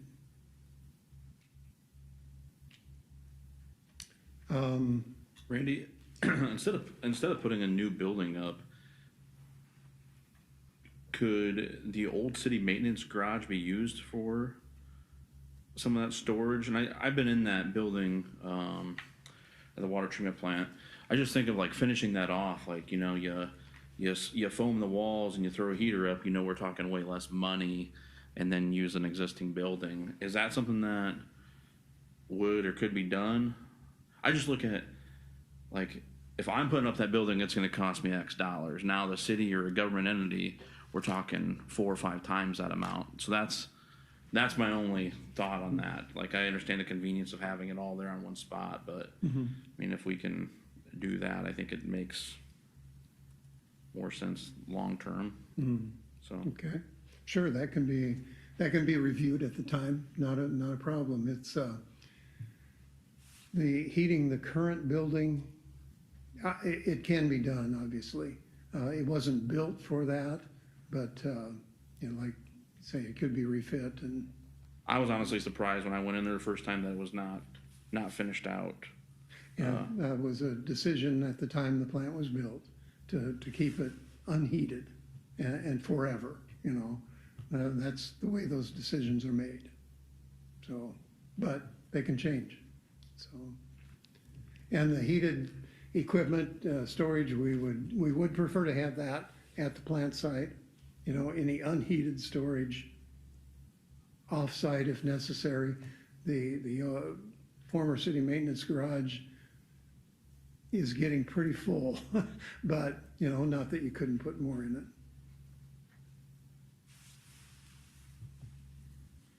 Full of what, Randy? What do you use? Stuff that used to be outside. What's that? That it's full of equipment and, Yeah, it is. A lot of it is stuff that used to be outside. Yes, yep. There's, well, you know, and I've said it 100 times. When I started working, a snowplow was $1,800 and it was just a pile of iron. Now a snowplow, the last one we bought is $25,000, and we've heard that that plow is much more than that now. Well, they're full of hydraulics and everything else. And to set them out in the sun, you know, you start deteriorating hydraulic hoses, all that equipment. So we've moved those inside to the old maintenance garage to try to protect them, extend the life of them. And that's the type of thing that we are using that former maintenance garage for. We still Storage. partially heat that building too then? We have one section that's heated.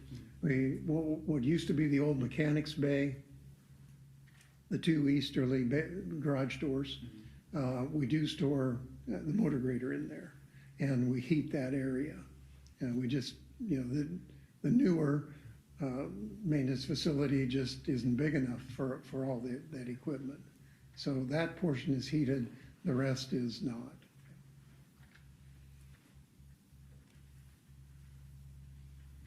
Okay, so we're expecting a total revenue of about $1,948,000.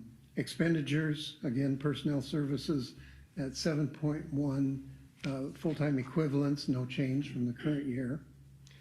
Capital outlay is listed at 30,000. That's for replacement water meters. And then transfers are for insurance, which the fund pays, depreciation, transferred to the depreciation fund. And then there is a debt payment projected in there of just over $176,000 that we anticipate would be the preliminary number for a debt payment on that bond issue that's 2.825 million, or projected at 2.825.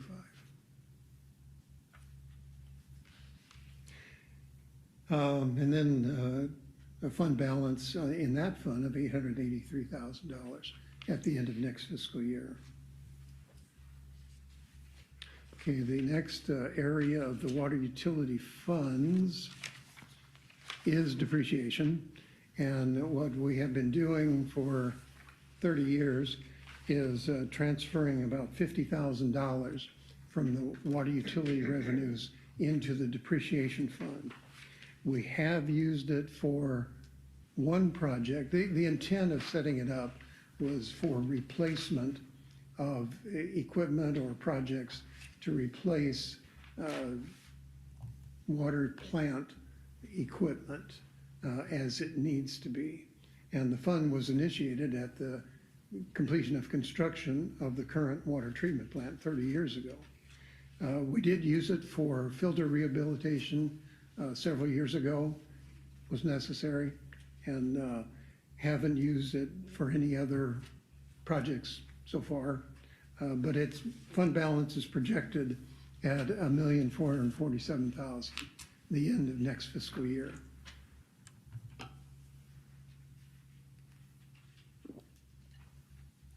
In the capital improvement area of that fund, the biggest revenue, of course, we anticipate is the issuance of the bond for the Northwest Pressure Zone project. 2.825 million is what's currently anticipated, with an expenditure, again, for that primarily for that project at $2,272,000. That does include $30,000 for design work for the water main replacement that we expect to go the following fiscal year. Construction. Then in the last area is the meter deposit. That's a fund where we credit deposits from non-owner property, meter deposits on non-owner property into that fund. And then if a renter moves out, we refund that to them. So it's kind of an in and out. Right now, it has about $47,000 fund balance in it. Okay. Once again, the line item detail is in tab W. If you have any questions on any of the individual line items, try to answer them. As far as capital improvements, again, on page C33, we've listed, of course, the Northwest Pressure Zone being the largest, beginning that water main replacement project for 27, and then that storage building we've got in that capital improvement program for now.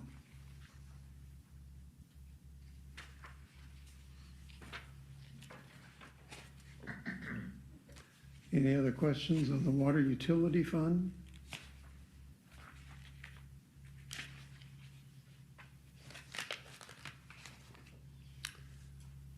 Okay, the next area is the sewer utility fund.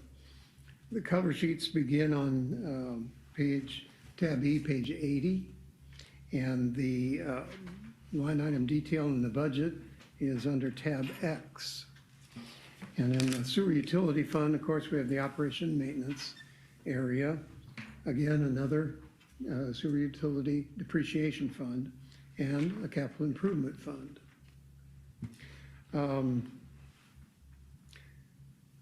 The initiatives that we're proposing for the next fiscal year include continuing analysis of copper compliance, continuing analysis of nutrient reduction, continuing analysis of chloride, selenium, and thallium, and then the digester and VLR project, which is currently underway, and initiating the construction of sanitary sewer rehabilitation. I don't know if you recall, I guess I'll work backwards from there. Sanitary sewer rehabilitation project, we started with the design work budgeted for this year. And the intent, we paid off the bond for the last wastewater treatment plant improvement project, which was 20 years ago. So that got paid off, and the payments on that were about in the neighborhood of $750,000 a year. So in lieu of changing the rate structure, it was proposed to use about $250,000 of that per year to pay on the bond issue for the current digester and VLR improvement project, which we're factoring into that bond issue, and then use the other $500,000 per year to begin rehabilitation of sanitary sewers.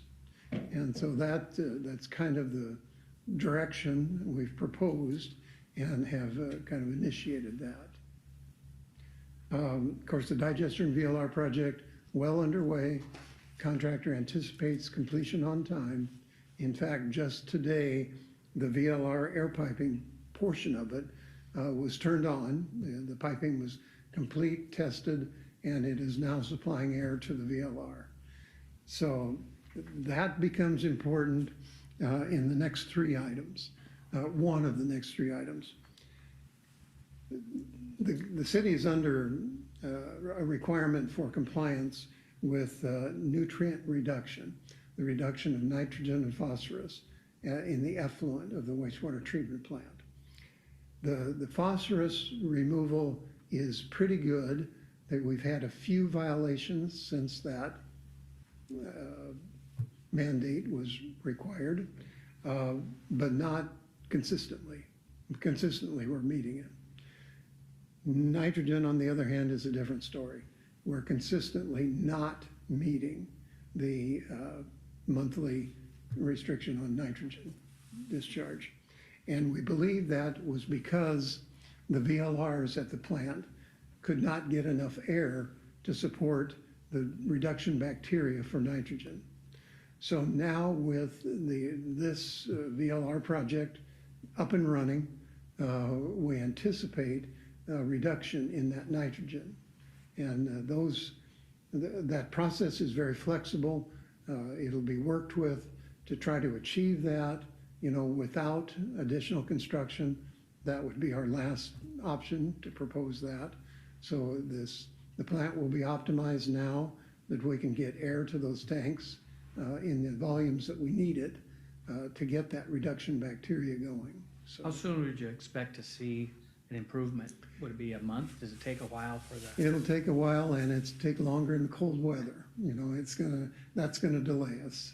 But we've got, actually, in our compliance schedule, we have until about August of '26 to optimize that plan. So Are numbers way high above where we need to be, or Yeah, just? they are. The nitrogen is, and Does DNR penalize us in any way because of that then? they've been working with us. We told them this was our plan, that we needed to get air to this VLR. This VLR is a real flexible process, and that's the reason it was selected 20 years ago, that we thought it could meet the changing demands of effluent limits. And so now they have given us the latitude to complete that and then see if it's gonna work. Hopefully it does. So does this have to do with the discharging this into the river then, right? Yeah, it's the effluent. It's all about the lawsuit that's been Oh, yeah. downtown, or down from Des Moines Yeah, up north, is that? what that this probably is from? precipitated it a lot, sure. Yeah, the Des Moines That Water gave Works. them the idea that we needed to do this. Yeah, we're the biggest contributor, outside of Des Moines, we're the biggest contributor in the Raccoon River watershed, the biggest single contributor. The city of Carroll is? Wow. Well, we're the biggest town on the Raccoon River. And so I'm surprised it wasn't gotten to us sooner and worse, but it wasn't. We have these limits. If I remember when that happened, they never even really mentioned Carroll. No, they didn't. Somehow we escaped that. Just keep your head down, yeah. But yeah, no, it's likely, that had a lot to do with it. The DNR's overall push for nitrogen reduction, and it's an EPA push too. I mean, the limit is an EPA limit at 10 milligrams per liter, and we're well over that right now. So the DNR has to enforce it. So that's the path we're taking. Hopefully it's successful. We believe it will be. It would reduce any capital expenditure, eliminate any more capital expenditure if we're successful. So that's the route we want to go. And then moving on up to copper compliance. Of course, we've had that copper limit for a long time. And it's what we've done, of course, we can't meet the current limit. I mean, it's just unbelievably too low. It's like, and I've said 35 times less than the drinking water permissible copper limit. Go figure. But what we've done, of course, is we went through that, what was called BLM study, bionic ligand model study. It did give us some results that gave us some breathing space if those are incorporated into our discharge limit. It did increase those limits over what is currently in our permit limit. So there was some relief if we go with that BLM. But in addition to the BLM, we initiated a copper translator study. And that translator study got off the ground. And then the DNR persons, two of them, that we were working with that really wanted this translator study done, left the DNR. And they left it with a personnel that did not have experience or background in this translator work. And so we have been going back and forth with the DNR for months, trying to iron out the parameters of this translator study. And they're very difficult to get ironed out. And we would sooner do it. We may get more relief, because what we're looking for is higher limits. And the higher the limit, the better, for the future of the operation. So that you can meet it, without doing any capital, copper removal from your wastewater. So we're trying to kick over every stone as we go down this road to make sure that we've looked at everything, because removing copper from wastewater is really expensive, and it is really expensive to do. And then you've got all the sludge to deal with, which becomes a hazardous waste. So you don't want to do that. And the longer we can kick this thing down the road and get the relief in these limits, the better off the city in the long term is going to be. So that's We've been kicking it for 5, 6 or more years. 1987 is when I first received the copper limit. I've been on 10 years, and I remember talking about it shortly after that. Yeah, and that was a surprise. I mean, it was just one day they sent a copper limit. Here you go. They didn't give us any indication Right. that it was coming. Our And we've supply been- water compared to other cities, has a lot of copper. That's our problem. Well, yeah, we can't seem to get under these limits. There are cities that have that same limit that we do that are under it.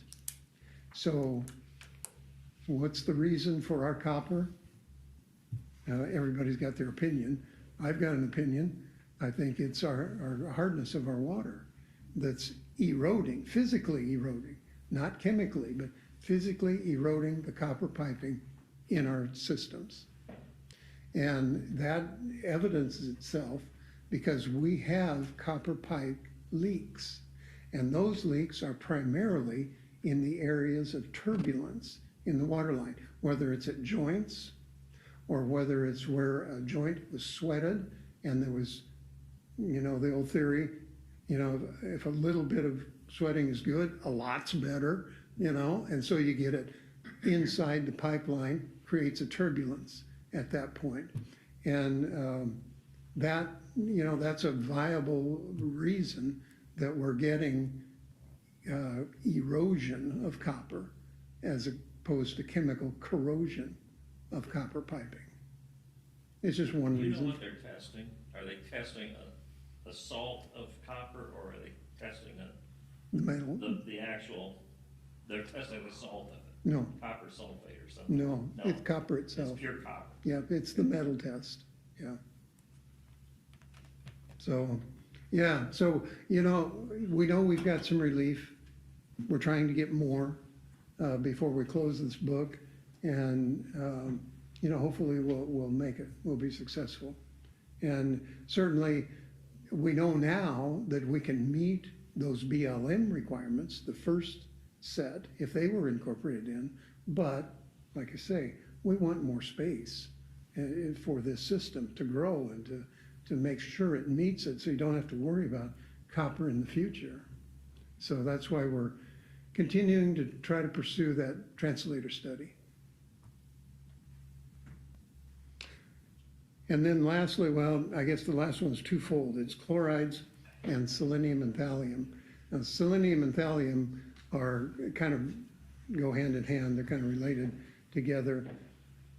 We know why that limit was put in our permit.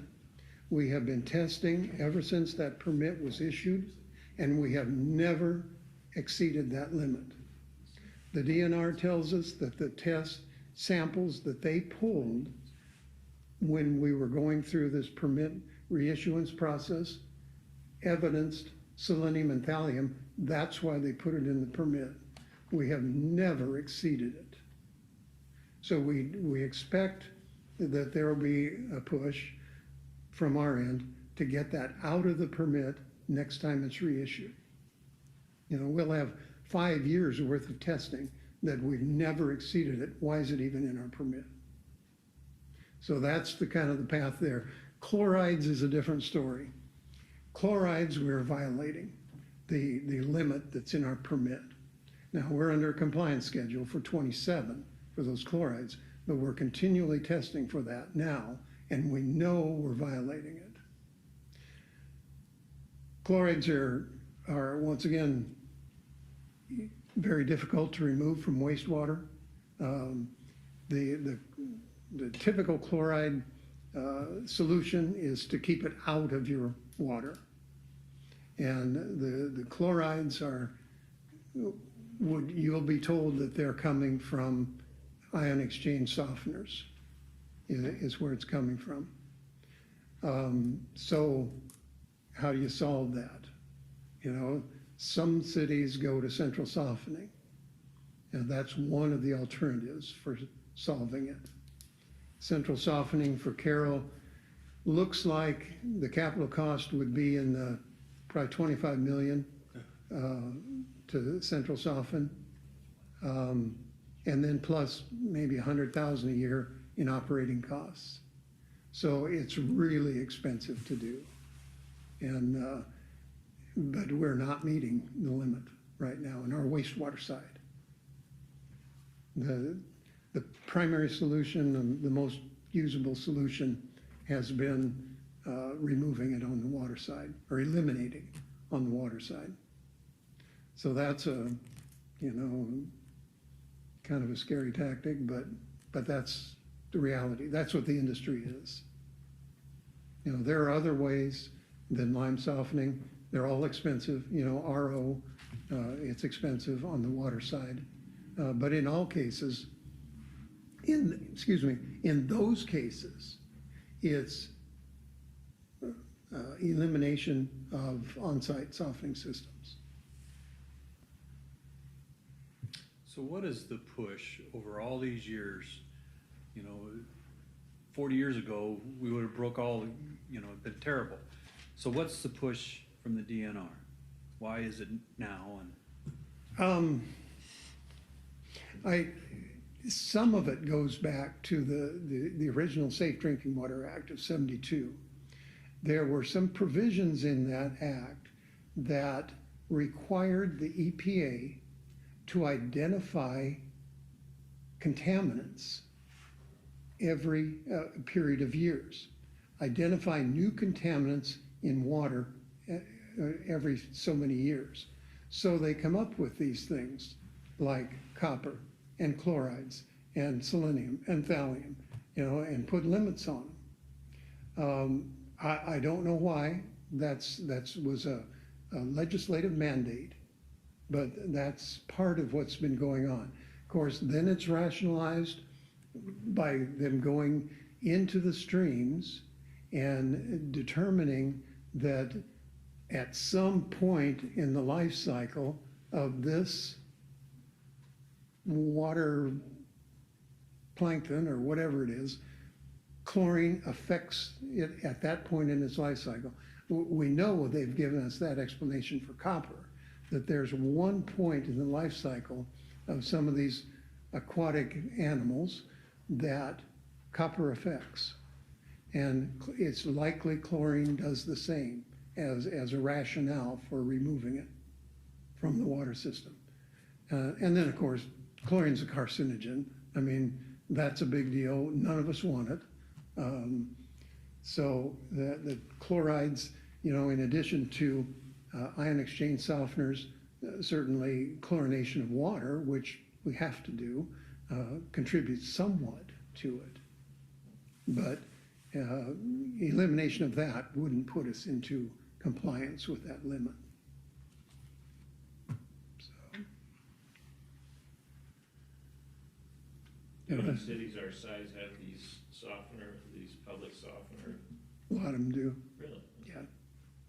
Do they just do it back when it wasn't as expensive, or Probably. they just bit the bullet?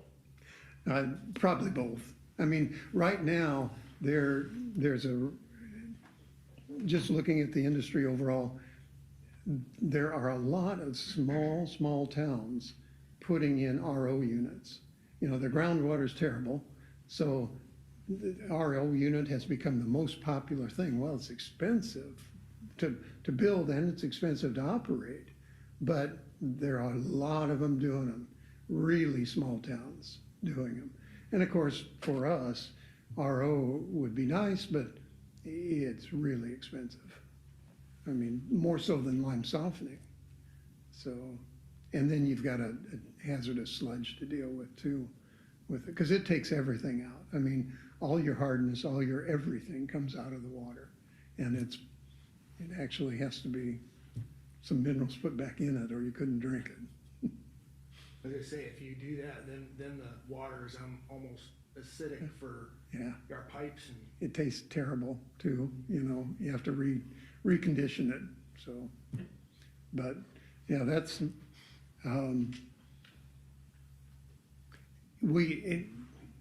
as an editorial comment, 30 years ago, we went through an analysis of the cost of central softening.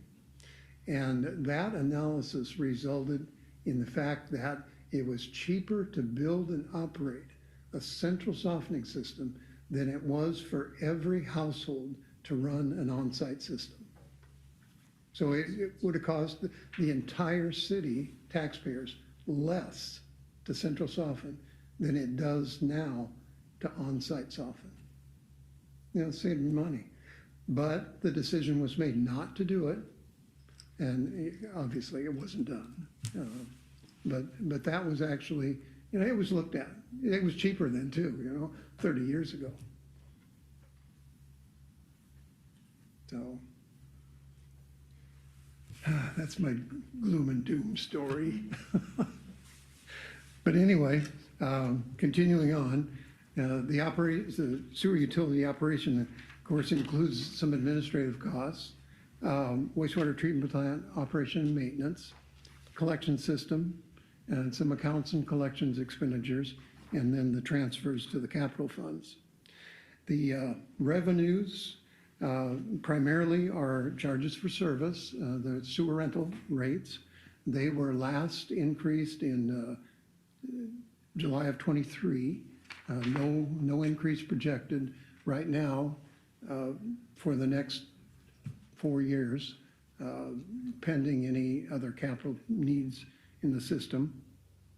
Personnel, on the expenditure side, personnel services include 6.1 full-time equivalents. That's no change from the current year. The capital outlay at $60,000 is for cleaning the lagoon, sludge lagoon. We do that twice a year.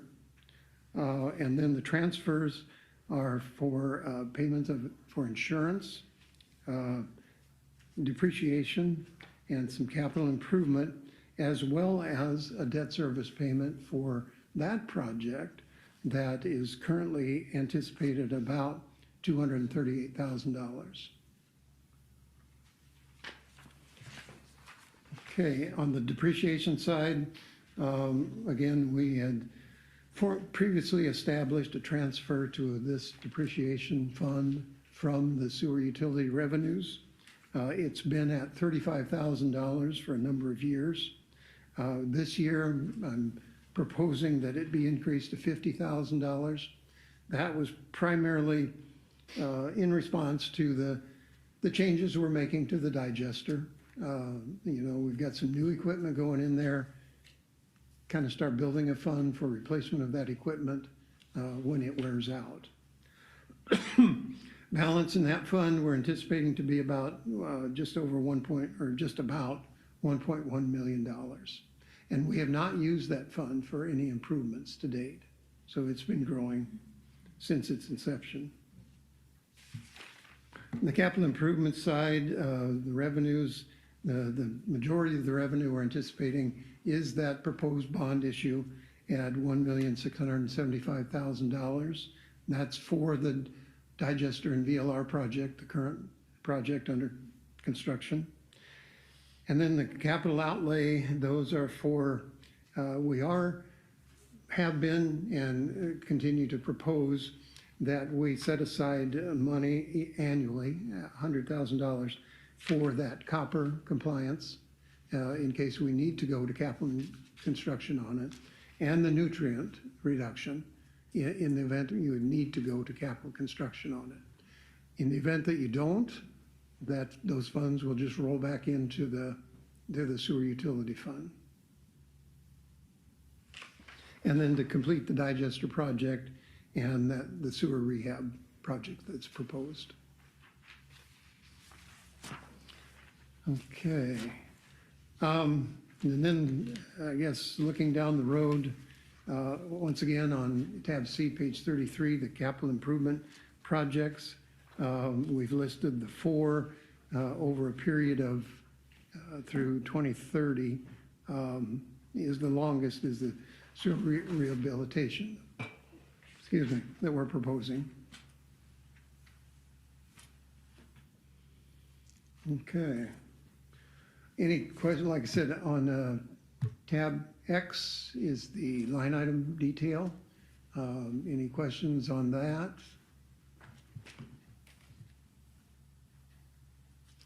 Okay, if not, the last fund is Stormwater Utility Fund.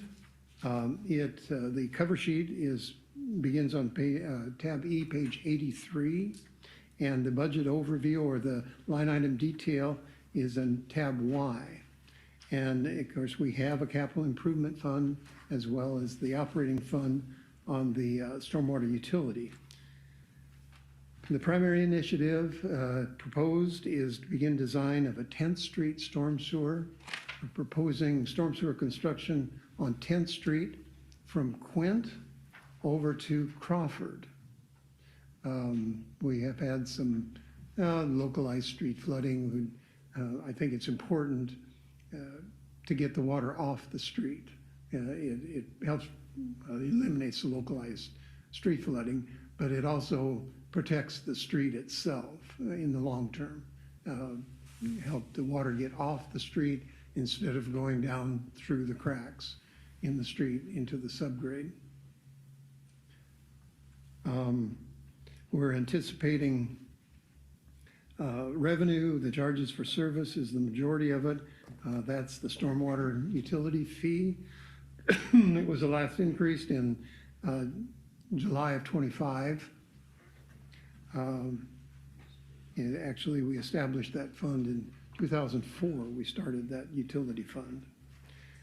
Expenditures, primarily the transfers for the design work on that 10th Street proposed project, and current anticipated fund balance at the end of fiscal 27 at about $2.5 million.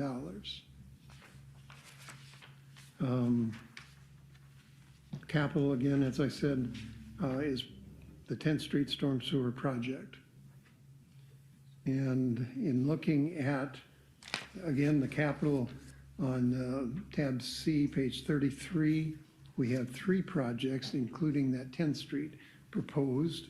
A Burgess Avenue storm sewer from Highway 30 to the railroad on Burgess. Once again, an area that we believe we really need to get that water off of that road.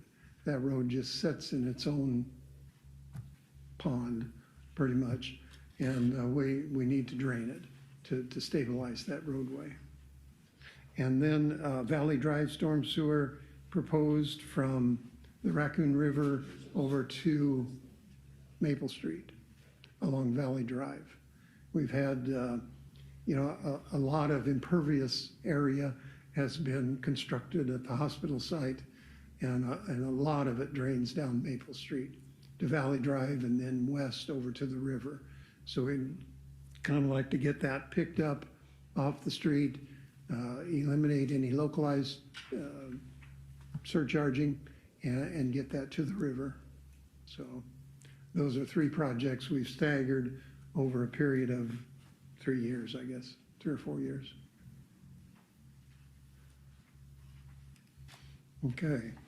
Any questions on that? And like I say, under tab Y is the stormwater utility line item detail in the budget. If not, I don't have anything else. That's it? Yeah. When was that, what did you say the last sewer increase was? The stormwater increase was July of '25. There was about a 3% increase in July. It was kind of along with that water increase that we made. All right, thank you, Randy. So we can be a stopping point here. If it's all right with everybody, we can optionally go to the next one, but Aaron, We can cover that later. okay, We can cover the admin stuff and Wednesday. still get out at a decent time. Yeah, So I would propose that we would adjourn if Jeff doesn't ask a lot of questions. if Jeff doesn't. I'm trying to be better. And are there any more questions for Randy or anybody else? All right. Anybody have a motion to adjourn? I would move that. Jeff made, and Bergen seconded? No. Okay. You turn your tag sideways for me. Okay, so Kyle seconded. Roll call, please. Deb? Yes. Jeff? Yes. Kyle? Okay, we are adjourned. Okay.